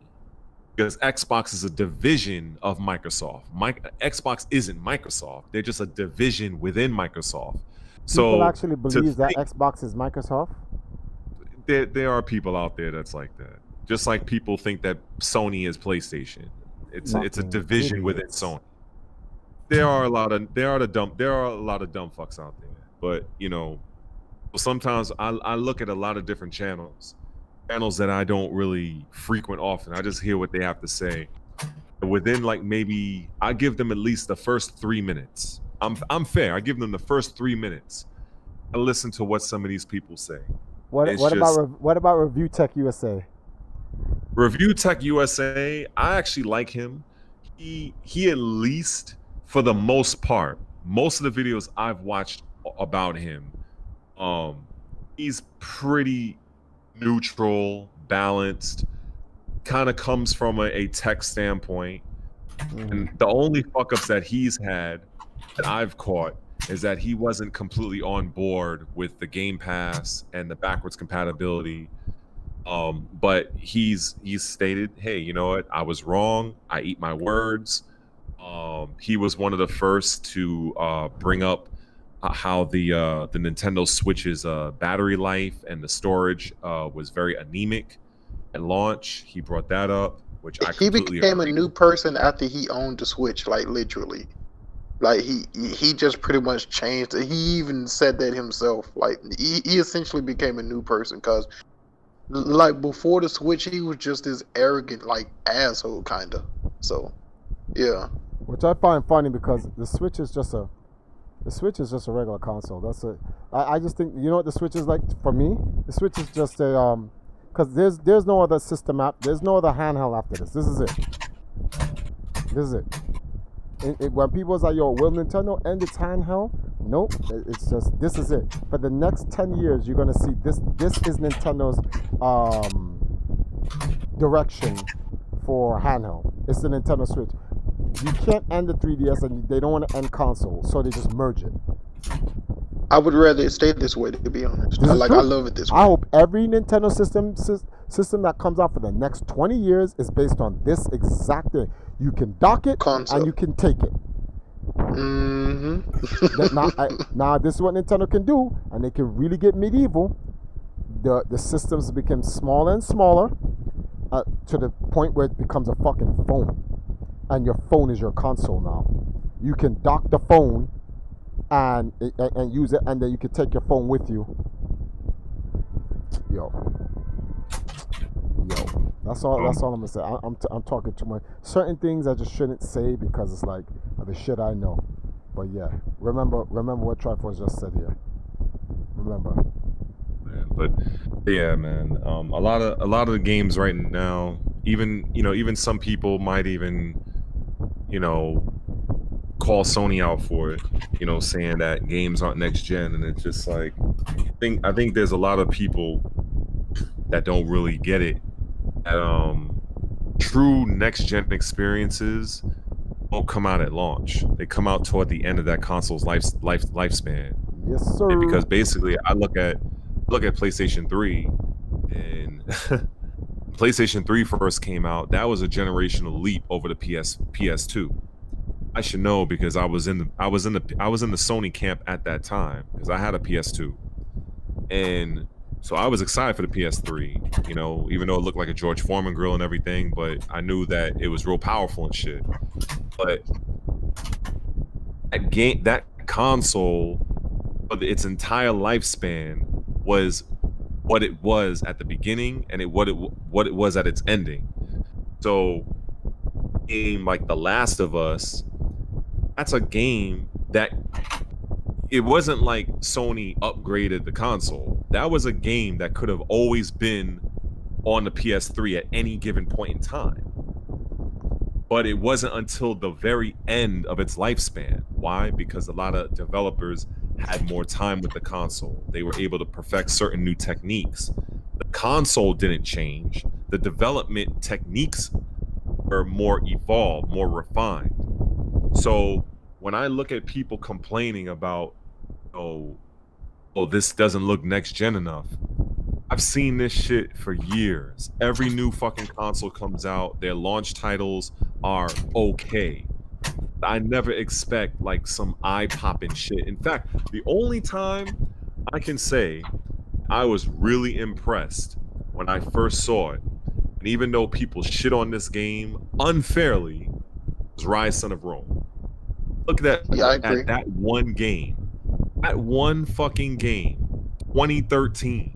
When I looked at what Sony's launch titles was at that time, I was just, okay, PS4 is slightly more powerful. I think people already exaggerate how much more powerful the PS4 was over the Xbox.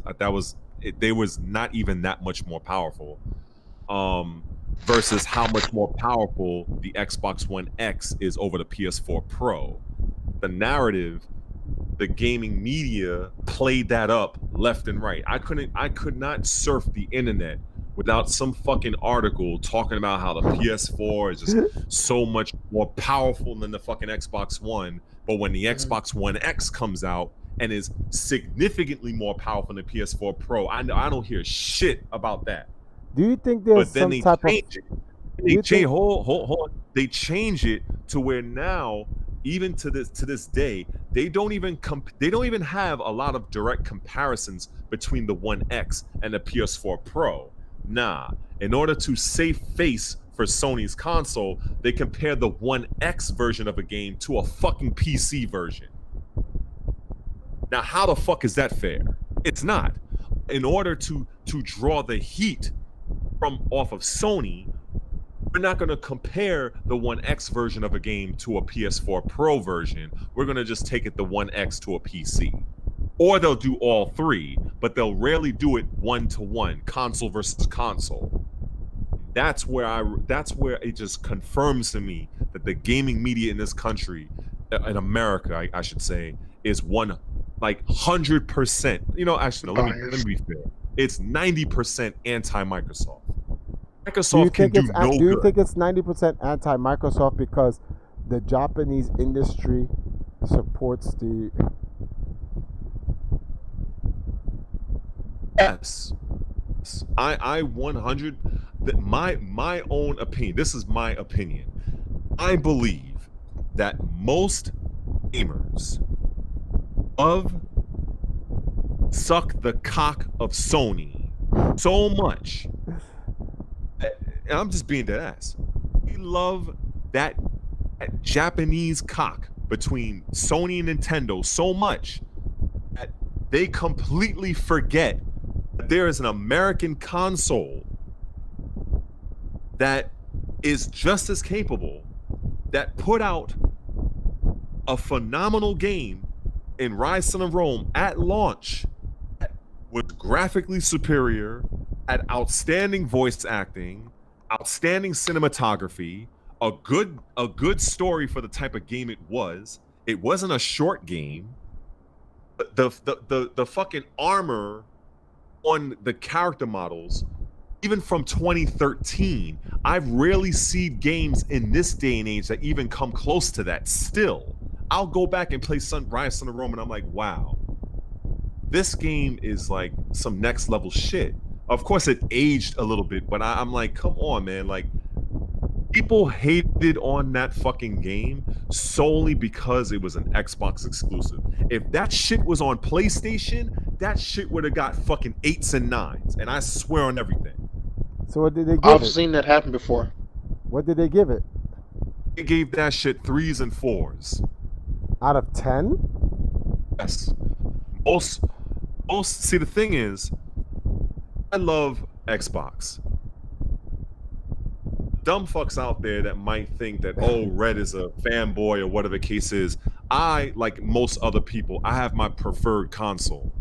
But let's not twist this whole situation that I don't know anything about what Sony is doing. I probably know more about what Sony is doing than the Sony fanboy.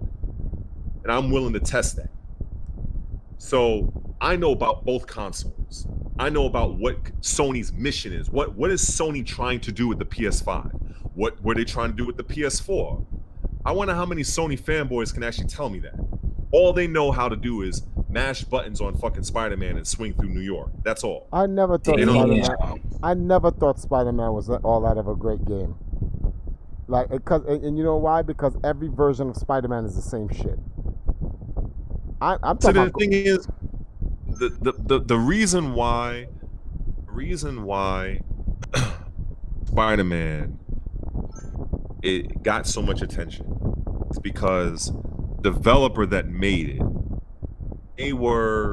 they're a very good developer, and Spider-Man is a beloved franchise. So when it became exclusive, it was even more hyped. Right. And everybody wants to see a good Spider-Man game. I think they succeeded in that, and I take nothing. My hat goes off to Sony. They make great single player games. That is what I see from Sony. They don't move the needle. They don't really innovate shit. Their PSN network is still subpar. They had two or three fucking internal security issues where most people's information got leaked. I'm surprised they didn't get sued out of the fucking galaxy for that. So Sony has fucked up. Microsoft has fucked up. But the difference is that people give Sony a slap on the wrist and they give Microsoft fucking they just them over the coals. like I see this on a daily basis. I read the articles. I listen to the YouTubers. I'm like, wow, like these guys, people want to call me fanboy, but yet and still, I know about both consoles in and out. In and out.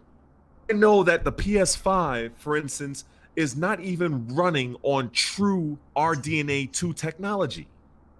Why do we know what the fuck that even is?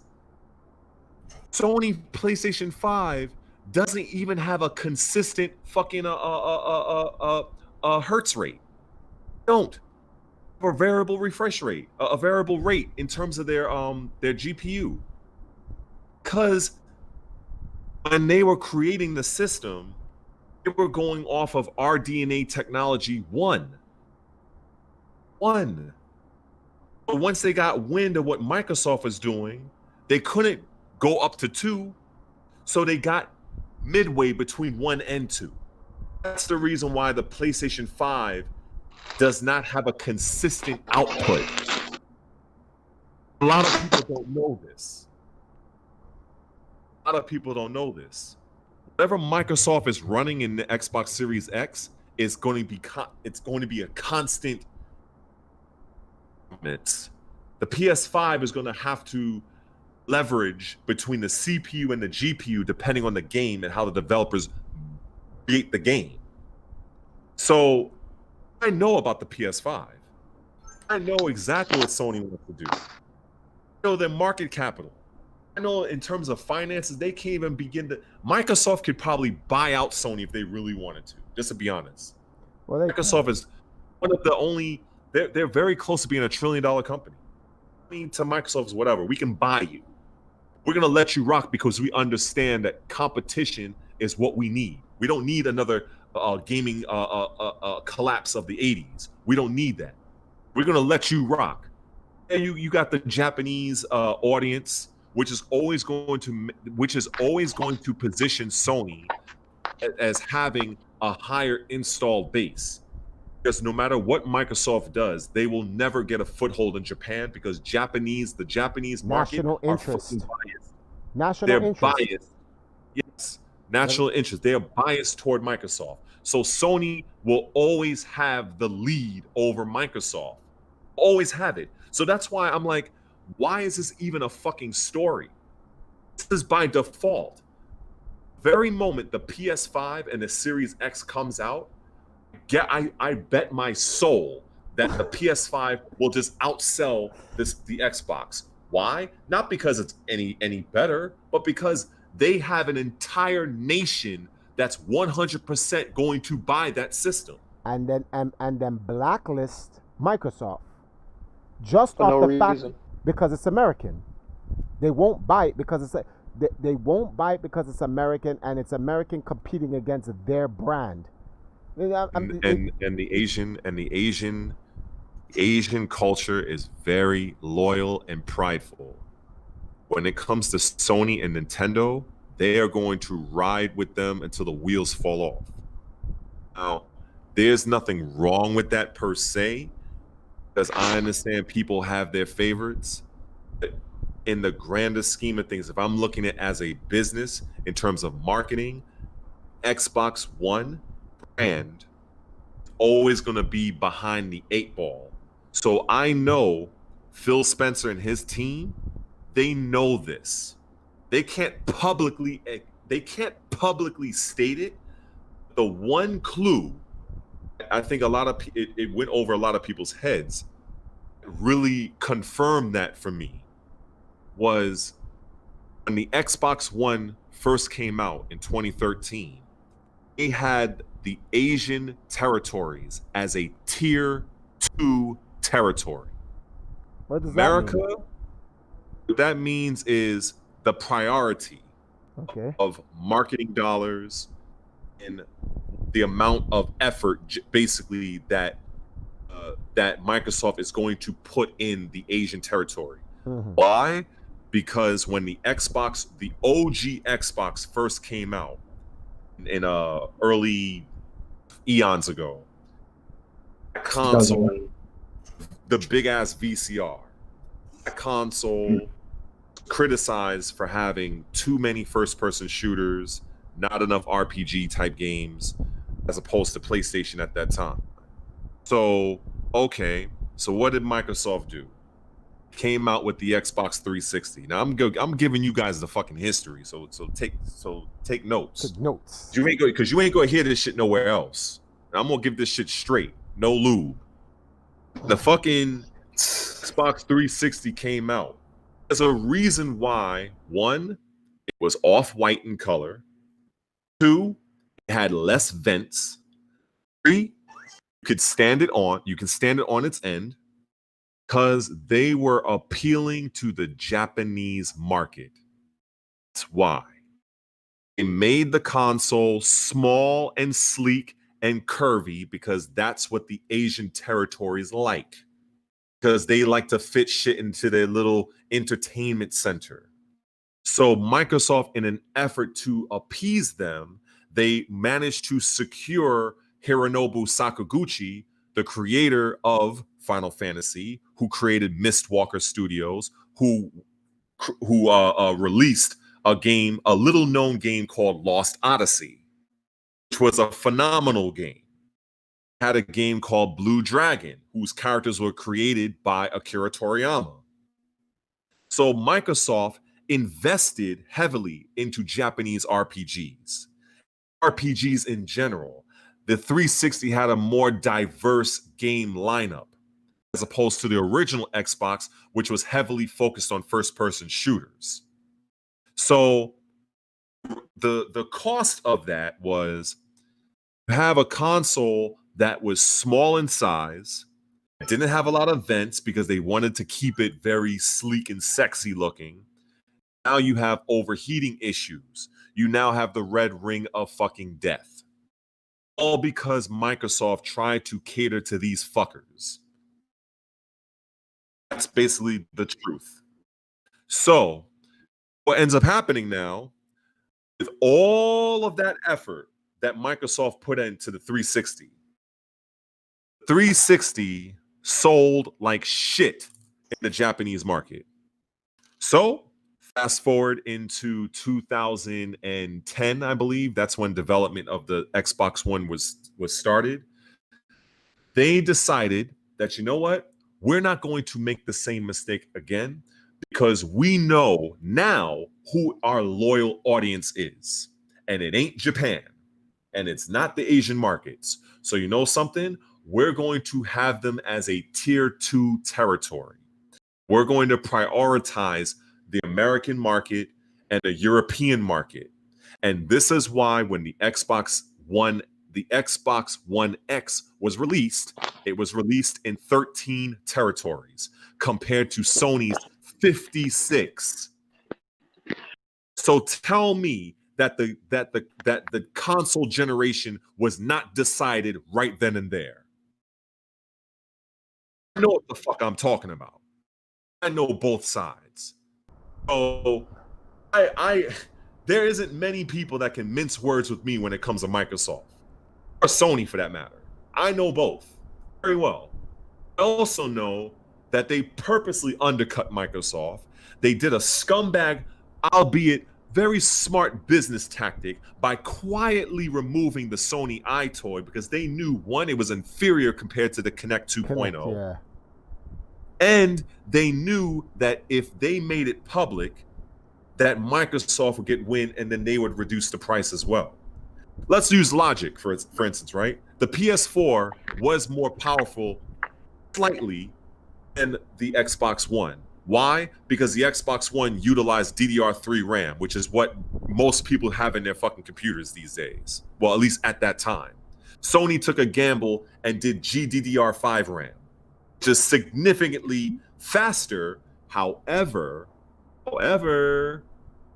problem with GDDR5 RAM at that time is that while it's faster, it also comes with latency. Yes. And this is why Street Fighter 4 was a laggy fucking mess. Yes. So shit was like 8 true. fucking frames slow. Yeah. That's the problem. That's the shit Sanford was saying. Like, Why, when you walk back, you can see a person, you're walking forward, you see a person getting ready to chuck a fireball, you try to hold back and still get hit. We did a whole video on that. Sanford actually showed that live. And this is what I be telling people.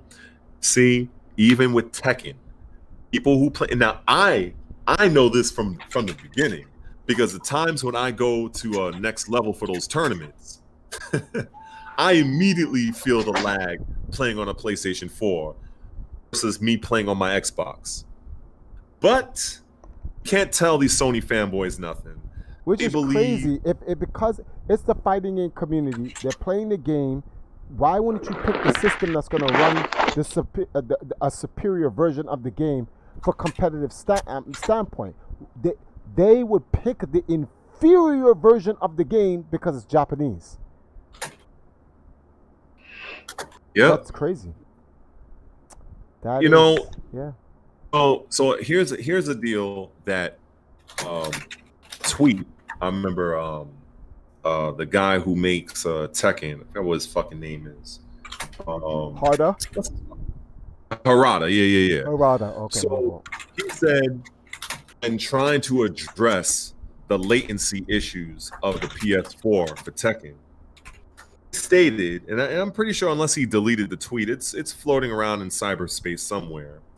He said that we can address issues on the software side. We cannot address the issues on the hardware side.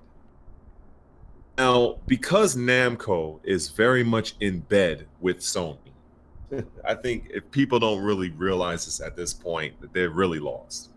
They can't really come out and really publicly say that the PS4 had latency. They can't. They have to word it in a very sneaky way. Those type of issues that exist on the PS4 are not present on the Xbox One. Why? Because the Xbox One uses DDR3 RAM. Now, it may not be as fast as GDDR5. However, it does not have the latency issues that Sony's RAM choice has. So Sony's aim with the PS4, their whole point in that system was to create most powerful gaming console that they could. That's it. It's very simple. Xbox, Microsoft, Xbox One, Microsoft was creating a console, was basically a hub for your whole entertainment. This is the reason why they integrated the television and all that stuff. And as a result, because they wanted to realize that vision, purposely chose DDR3 RAM, because DDR3 didn't have the latency issues that the Sony RAM had. It needed RAM that didn't have latency because they were playing video games and you had the ability to snap in television at the same time you're playing a game. There's no way in fuck that Microsoft could not buy GDDR5 RAM as well. Microsoft had more money than Sony back then also. Sony usually trades on the stock market for about $24 to $27 per share. Microsoft is always in the fucking high 30s to low 50s. So, you mean to tell me that, oh, well, Microsoft didn't do it because it cost them too much? No, Microsoft made the choice. So that's why when the Xbox One X came out, they was like, fuck it. Now we're going to do same RAM that the PlayStation is using, but we're going to up the teraflops. Because the other thing I want to touch on real quick is why those systems exist in the first place. Why did Sony make the PS4 Pro? And why did Xbox make the One X? Why? Simple. Because around 2013, there was a study that showed, well, actually, no, don't quote me on that. It was between 2013 and 2017. There was some sort of article that came out that gauged 4K televisions that were in Americans' homes. So everybody knew, but technology side, that 4K was the next big jump. So Sony and Microsoft already knew this, because like a good business, they forecast these things. So they knew that, okay, we need to give people a taste of 4K gaming. That is basically why those systems existed. Is to give all of you guys a taste of what it's like to game on a console in 4K. That's why the 1X exists. That's why the PS4 Pro exists. Those systems were purposely held back. Why? Because Sony and Microsoft did not want to commit too much of their budget to create super powerful 4K devices that most of the United States didn't even own a 4K TV to even take advantage of the console. So they just did just enough to get people interested. Then once the prices of 4K TVs came down, because the television market and the gaming market are symbiotic, because you need a TV to play a fucking console. The TV manufacturers understand this, so they kind of play off one another. So this is why those systems came out. Now Microsoft chose to do a little bit more because they were behind in the market, and they wanted to kind of flex their muscle a little bit more. Whereas Sony just did the bare minimum with the PS4 Pro. They had the same type of Jaguar 8-core architecture. All Sony PS4 Pro did is just increase the clock speed. That's all the PS4 Pro really did. No real added of anything significant. So now most of America, 4K TV, or I'll even go beyond America. Let's include more territories. What about right? Europe? Yeah, Europe. Well, Europe, I'm not too sure, so I'll speak on what I know. So yeah, America now has more 4K TVs countrywide. So that gave Sony and Microsoft, I guess, the go-ahead to fully commit to making a real next generation console. They could have came out with the PS5 and the fucking Xbox Series X already. They could have done that. But why would you do that if the TV needed to take advantage of the console most people in the country don't own? It's a sucker's bet. It makes no sense. So Sony and Microsoft had to wait for more people to adopt 4K televisions before they pushed out their real shit. That is what it is.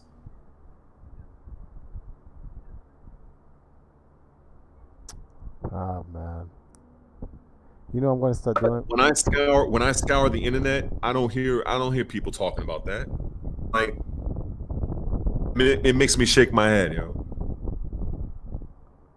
The reports are out there. You can literally Google or Bing search, pick a year, just type in a country and how many people in that country had 4K TVs, and compare it to the year and Sony and Microsoft released their console. I will show you everything you need to know. It's the same as just looking at the stock market and seeing who has higher market capital to let you know which company has more disposable income to do more with. Yes, Blu-ray as well, because Blu-ray technology was proprietary to Sony, and just like with the Xbox One X and the Series X, both those consoles, Microsoft has to pay Sony certain royalties, however much, to utilize the Blu-ray technology. Oh, and just like when Sony is conducting their business and they're using Microsoft's Azure business what do you call it? Business operating systems. Sony has to pay Microsoft for that. So they're utilizing each other.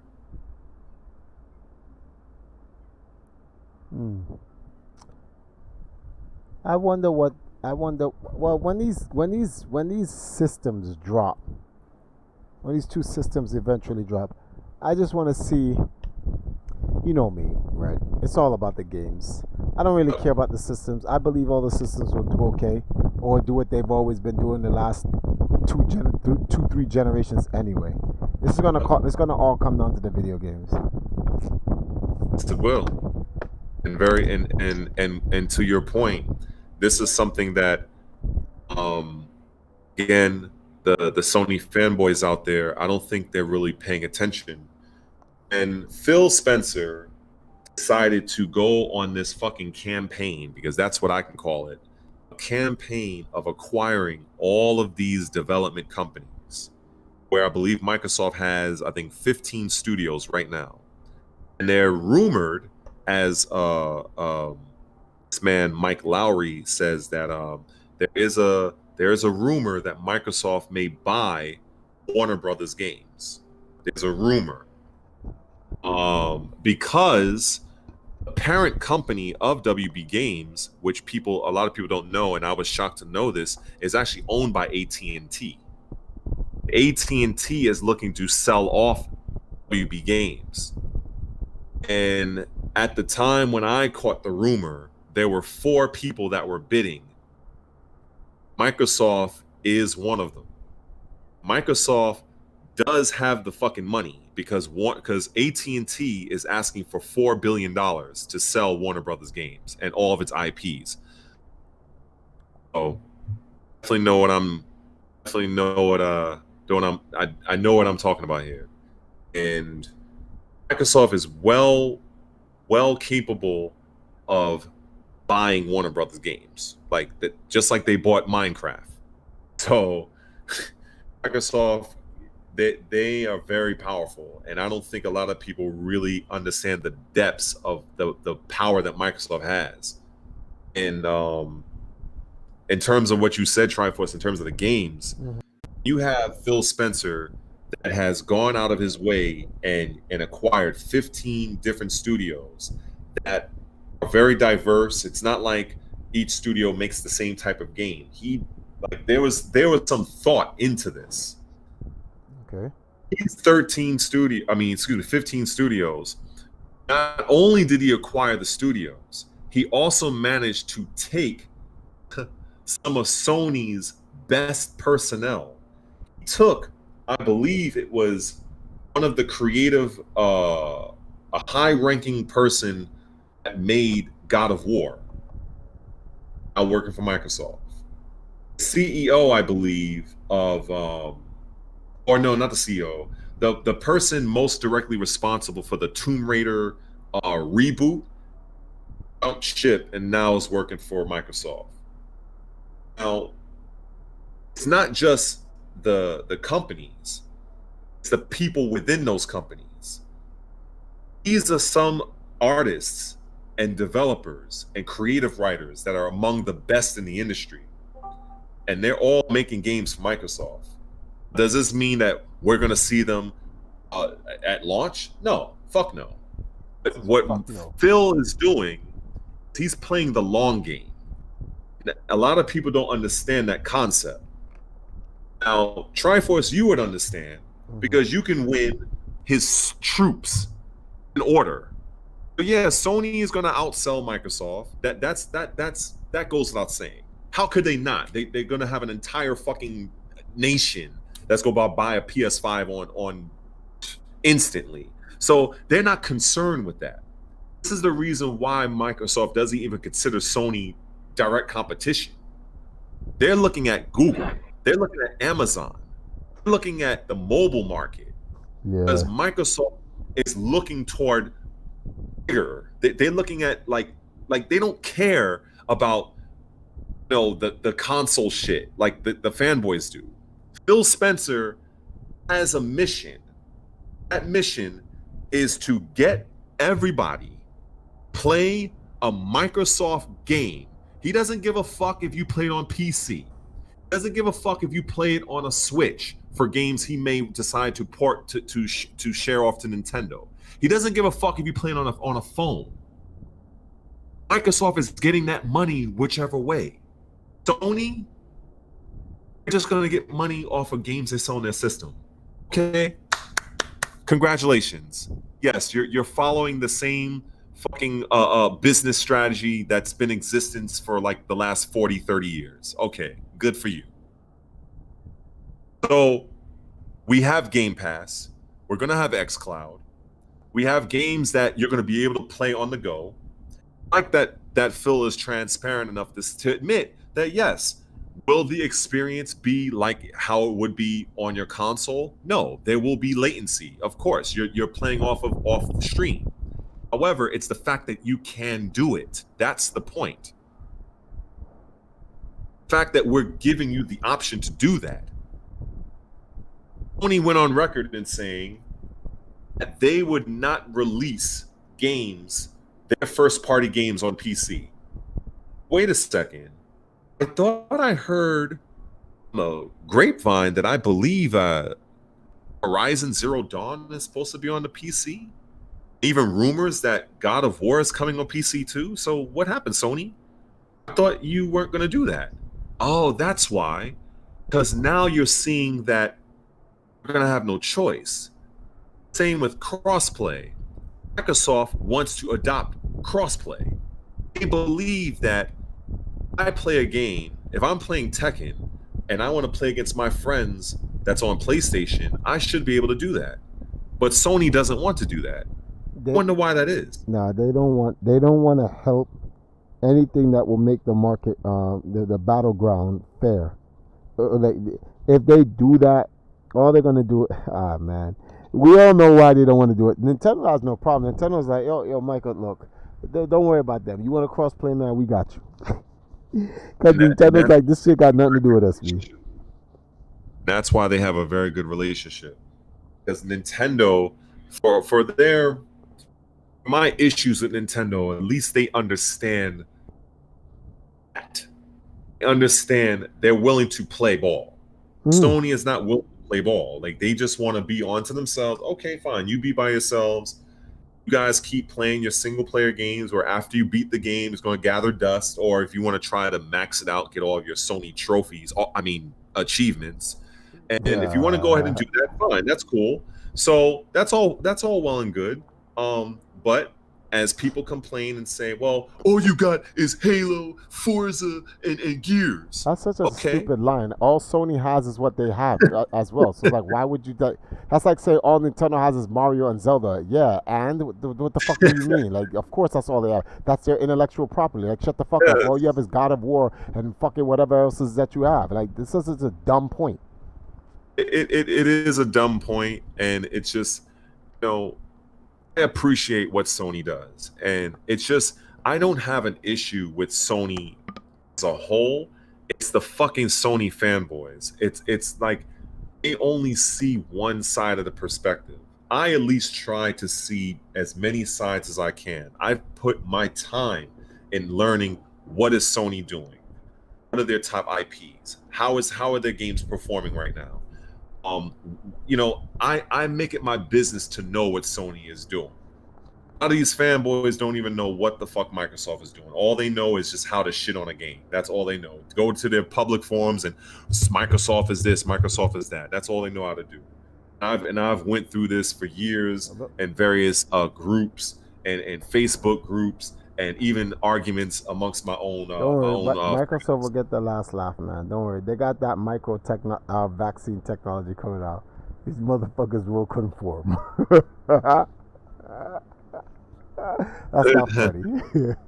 It's just I love when I watched the Sony conference, right? The Sony conference was very good, right? I liked what I saw from Ratchet and Clank. I think that game looks phenomenal. They got a new it's Ratchet? Definitely a game that the game looks amazing. And but the thing is, what people aren't really, there's so many little things that people, I'll never deal in absolutes, but a lot of people don't understand why Sony showed the footage that they showed. See, the one major aspect. Let's see this guy, Brother Natural. Microsoft doesn't know what the hell they're doing. You know what, Brother Natural? Let me tell you something, my brother.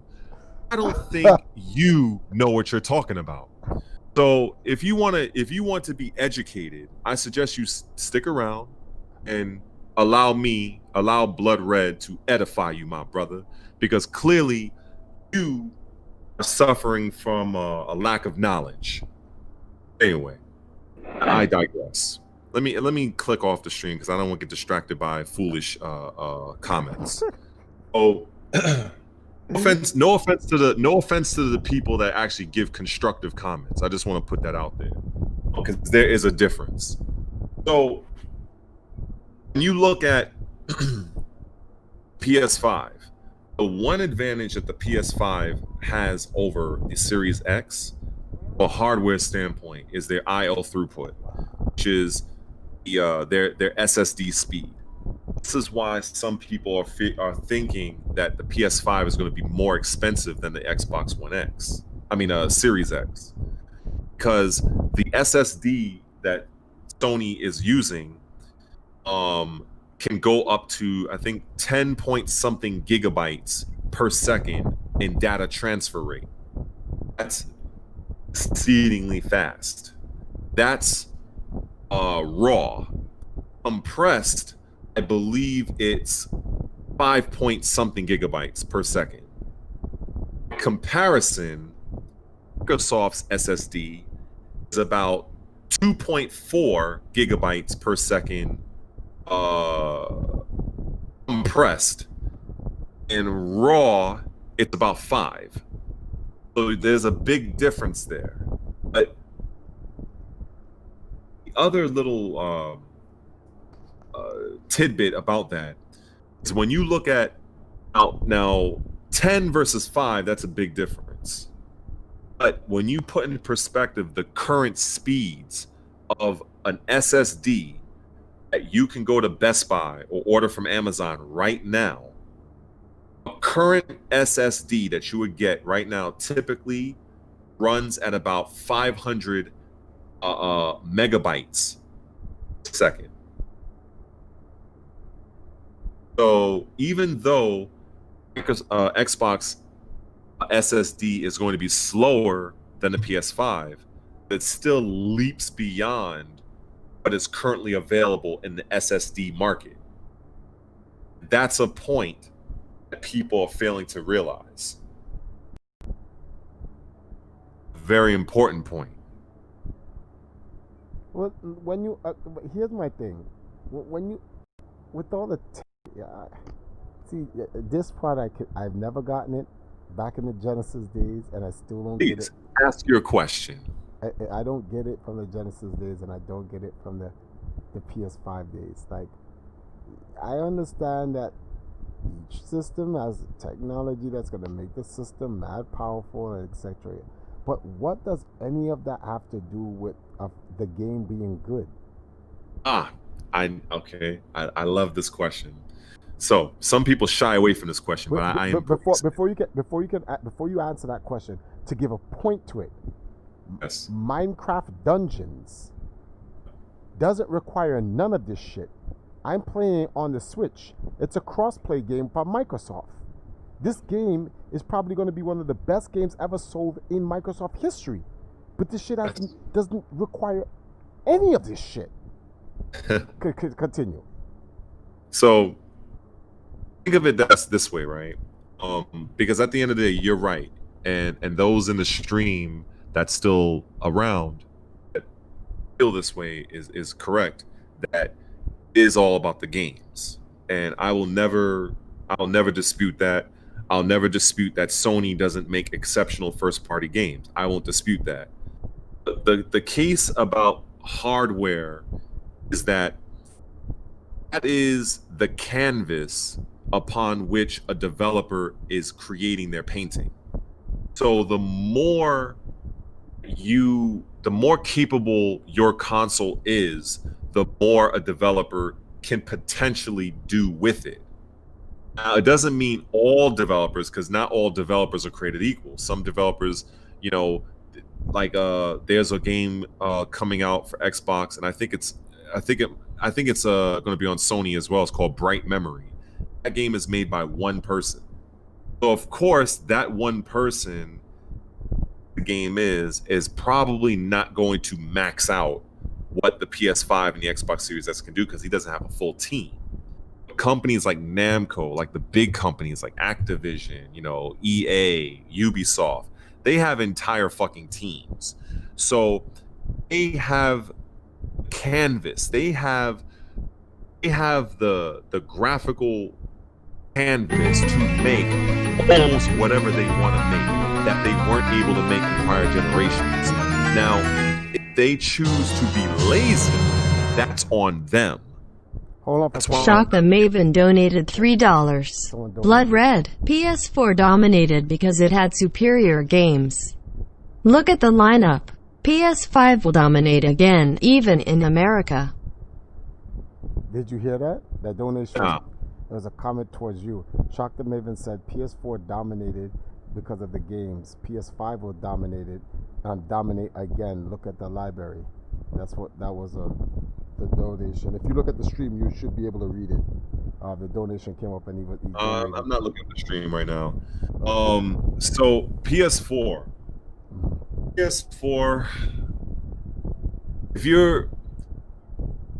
If you're talking about hardware sales, and yeah, I believe Sony outsold them 3-1. Some people even argue 4-1. And this is what happens when you fucking have 56 territories compared to 13 at launch. I mean, and not to mention the debacle that happened at E3 2013 with the whole DRM issue, which, by the way, PlayStation 4 at the time, the guy who was running that whole initiative, which was Jack Tretton, actually went on one of those late night shows. I think it was Jimmy Kimmel or one of the Jimmy guys, and basically admitted that the Fallon, one of them, Kimmel, one of those fucking guys, and he actually admitted that PlayStation 4 has DRM, digital rights management, embedded in the console.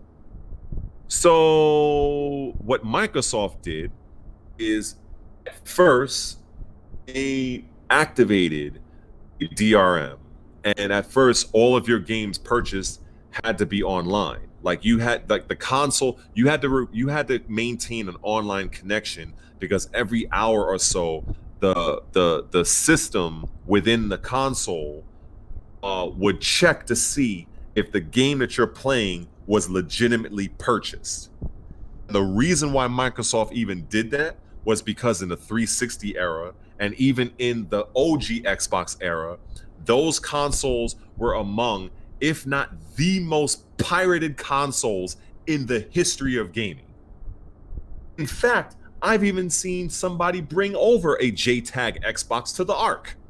So that system was completely poured out and hacked beyond belief. So Microsoft could not publicly say this, because I understand that with my experience in PR.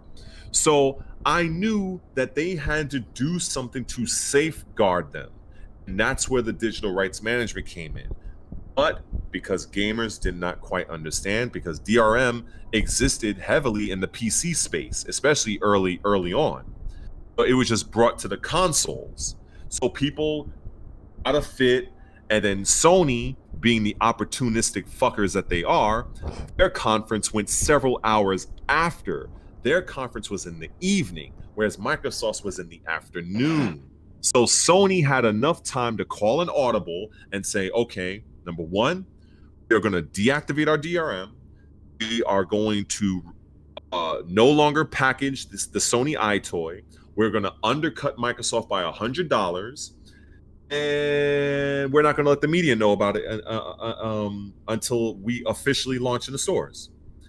So this is what happened. And that all contributed to Sony, quote unquote, dominating the Xbox One. Because when people say Xbox doesn't have games, I laugh at that. I'd much rather you Sony fanboys just say, you know what? Xbox doesn't have games that I want to play. I'd respect you more. Don't fucking have the unmitigated gall and say to someone as knowledgeable as myself that, oh, Microsoft has no games. I'm gonna look at you like you have a third eye like TN. We'll talk. So basically, when I look at Ori and the Blind Forest, one of the best platformers I've ever played, especially in this current generation. I look at that game. When I look at State of Decay, that game at first, I wasn't really kind of feeling it at first because I never played the first game. When I gave the second game a chance, it was like me playing out my own personal Walking Dead experience where I have to build my base. I have to decide, do I want to prioritize food? Do I want to prioritize weapons? Depending on what I utilize, it requires a certain amount of power, a certain amount of water. More activities I have going on, my base makes more noise. It's going to bring the attention of fucking zombies to my lair, to my base that I have to actually defend in real time. Because if the people say, okay, we have a zombie infestation coming, if you're not near your base is still going to get attacked. All of this happens in real time. It's not like it only happens when you're present. No, it happens when you're not around. You have to decide, oh, you know what? Am I going to hop into this vehicle and try to make it across town to get more supplies? But holy shit, my car is kind of fucked up and I'm running out of trunk space because you can't just put in infinite type of you don't have infinite space. So you have to actually use forethought on what type of items you're going to take with you to defend yourself and leave yourself enough empty slots to scavenge with. Game is godlike. But because it's on Microsoft, it gets shitted on. Shocker there. Oh, what about Quantum Break? Oh, a three-dimensional action shooter that's based in a thriller type sci-fi environment that has multiple type of special powers that is led by an actual show that has real viable actors in it. Oh, well, we don't like the show. Okay, well, you don't need to watch the show to play the game. The show is complementary to the game. But the reviewers shitted on the game because they didn't like that, according to them, you had to download the show to play the game, which is a fucking lie. Again, it's a Microsoft exclusive, so we're gonna shit on it. Okay, now let's look at the next game. Gears of War 4. Okay, well, now that the coalition has taken over from Cliff Bleszinski, we don't really like the game. Why? It's they didn't take enough chances. It looks too similar. They played it. Coalition played it too safe with Gears of War 4. Okay, all right. Here comes Gears of War 5. We're gonna have a more unique perspective on the franchise. We're gonna add an open world environment just to test it out because we're gonna think about doing it more so in Gears 6. But we're going to introduce it in a small section of the game in Gears 5, just to see how people take to it. Oh, the game is not Gears anymore. It's this. It sucks. So you're damned if you do, damned if you don't. I can go on and on and on and on. And the point of the matter is this. Whenever Microsoft comes out with an Xbox exclusive, gaming media is going to it's going to undo its belt, going to take down its pants, it's going to go into a squat position, they're going to widen up their cheeks and unload holy hell on that game. That's what they do. That's what I see the Sony fanboys do in their little YouTube channels. That's what I see the gaming media do, both article and in print. I see it all the time. I'll say this, there is no way in fucking hell those little shitty ass game awards that Gears of War 5 couldn't have gotten nominated for at least one thing. was completely absurd. Completely absurd. Again, because it's a Xbox exclusive, this is what they do. Do it time and time again. What's going on with Halo Infinite? Again, I reiterate that Halo Infinite is not built from the ground up utilizing Xbox Series X technology. Hope that sinks into everybody. Because that is the reason why there are some people out there that say Halo 5 on the Xbox One X looks better. It's because Halo Infinite developed from the ground up using Xbox One tech. That is why. And this is why I'm upset to those in the stream that are talking about this. This is why I was upset during the conference. Microsoft did not show off Hellblade 2. Hellblade 2, Senua's Revenge or Sacrifice, one of those, I forgot what the title was, is being developed utilizing Unreal Engine 5. I think that's very important to note, because that means that Hellblade 2, that game is developed from the ground up using the Xbox Series X, and that game is a true next generation game. But we were not shown that at the fucking conference, and that is the one part of the July 23rd conference that I did not like. So, to answer Mr. Mocats, yo, blood, is Gears 4 and 5 as good as 1, 2, and 3? So, I played 1, 2, and 3, loved the games. I beat Gears 4 on Insanity level, finally. It took me a while. I did not play through all of 5, because I have so many games that I have backlogged. Like, it's hard to kind of get to it.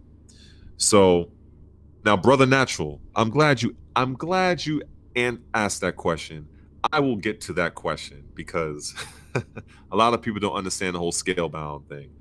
So Mr. Mocats, Gears 4, one of the criticisms that I hear from the Gears community in terms of the campaign is that early on in the campaign you're fighting a bunch of robots that they called DBs.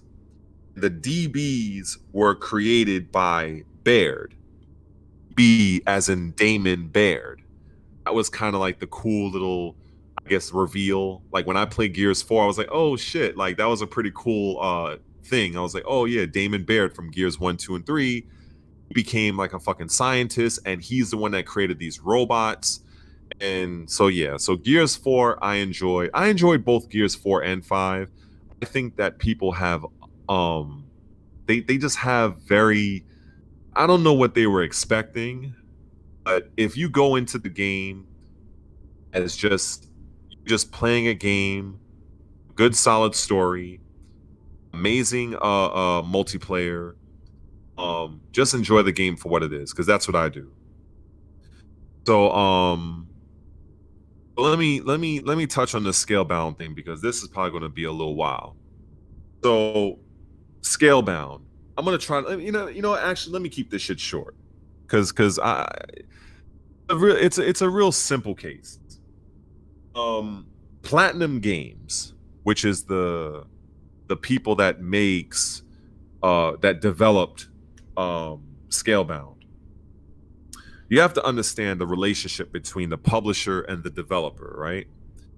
And also that same relationship between, say, like the main company, which would be Microsoft or Sony or say Nintendo, right? In the case of Scalebound, Microsoft, Phil Spencer directly coordinating with the head of Platinum Games. Phil Spencer is like, okay, we would like to have a game. What game would you like to make? Platinum Games is like, well, how about we come up with a game where we have this Dante Devil May Cry looking character, and he's riding a dragon, and it's a 3-dimensional action RPG type game with some light RPG elements. Okay, I'm Phil Spencer. Right? Sounds cool. Okay. So, what type of game engine are you going to utilize for it? Well, we're going to use our own proprietary game engine. Yes. Now, I'm going to circle around back to this because this is very important. So peep this. Phil then, understanding what type of game Platinum Games wants to create, he says, "Fine, we're in. We're gonna help fund your project. Okay, so can you give us a release of when the game can be shown?" Okay, Platinum Games is like, "Yeah, we can have it ready by this point in time. We just need maybe a couple of years to develop it." All right, cool. So Travis, you still there? Did he go away? You see. In fact, is anybody hearing me? What? Okay, I guess I was just wondering if people still hearing me. No, I had to we're be listening. talking. Okay, cool. So at this point, Phil is like, all right, we're gonna give you X amount of money, which is a lot of money, to help fund this project. All we want is some we want dates, and we want progress reports, and we want, something to show off. So time and time again, Platinum Games fails to deliver the game. Failed to deliver a demo year after year. Okay. So finally, 3 comes around, and Platinum Games finally shows off what they had with Scalebound. When I first saw that little demo, whatever you want to call it, people want to complain about Halo. But I saw in that Scalebound video, shit made me cringe. That shit looked like dog shit. Looked like dog shit. So now imagine Phil Spencer in his position. Platinum Games had the nerve come back to Phil and say, "Hey, we'd like another extension for time, but we also want more money." Why? Because the elements we were adding into our game engine, the game collapsed. Our game engine could not hold it. But what does that mean, ladies and gentlemen? That means that Platinum Games would have to fucking do the game again in a new game engine. Because the game engine that they were currently using could not sustain the game that they were trying to make. So once Phil heard that, we've already gave you guys almost 3 to 4 extensions. We pumped millions of dollars into this shit. And what do you have to show for it? Nothing. You are not making a Final Fantasy type game. You are making an action RPG with a Devil May Cry wannabe flying on a fucking dragon. You mean to tell me it takes this long to put together a serviceable demo that we can show off to our audience that is not rife with fucking slowdown? It does not look generic as fuck. You mean to tell me that you can't do that? Okay. So, you know what? We're going to pull out of this because it is no longer viable. That is why Microsoft removed itself from Scalebound. Maybe I could have put this in a shorter way, but I think it's good to give a lot of context so people can understand behind the scenes and what really goes on. Microsoft just doesn't want to go around canceling games for the sake of canceling it. Which actually was the narrative I was hearing for a long time. Microsoft just wants to cancel games. No. Would you, if somebody, let me turn it over to you guys in the stream. If any one of you pays me, create something for you, I say, yo, I'm gonna get it to you by next spring. Okay, next spring comes along. All of a sudden now you come to me and you say, yo, Red, where's that game you told me about that you were gonna have ready by next spring? Yo, about that game, bro. I need a little bit more time, but it's coming. It's coming.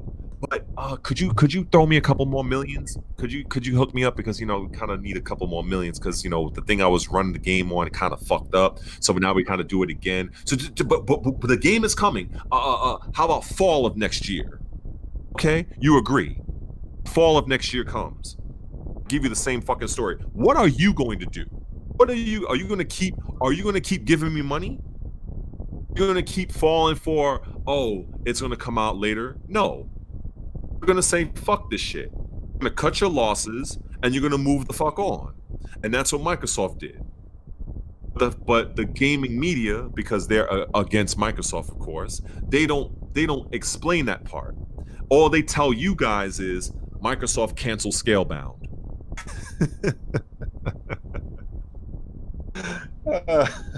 This shit is, oh my god, this shit is oh my god. It be like that though. All right. Yo, Red, I need you to come back on where we're just gonna have a System War stream, B. We really gotta do that. But it is late tonight, so it is 3:15. I need to package these up and make uploads, yo. For real. Nah, for real. That's some real shit. Like, I'm actually thinking about cropping this part out. And the bloody bison talks about defends Microsoft. But let's call it a night. We gotta talk after this. I'm gonna get some sleep, because people over here are saying that I'm falling asleep, and that's bullshit. But like, it is late though. Oh, and Brother Natural, sorry bro, but Phantom Dust did actually come out. It's actually on Xbox, like, currently right now. All right, guys, thanks for joining us on the stream. We will definitely see you guys tomorrow. Red, you can still talk for those who's in the room and stuff like that. I'm just gonna end the stream, and then I'm gonna go in to use the bathroom. Then I'm gonna come back, and then I'm gonna go to sleep myself. But like, for the rest of you guys, you streaming tomorrow, right? Later today. I stream all the time, every day. I definitely stream tomorrow night. So I definitely hope you come on. Ali will be on tomorrow. So if you want to stop by, etc. Good old Ali. I'll definitely be available when Ali is here. All right. So good night, everybody. I'll see you guys tomorrow. Take care, everybody.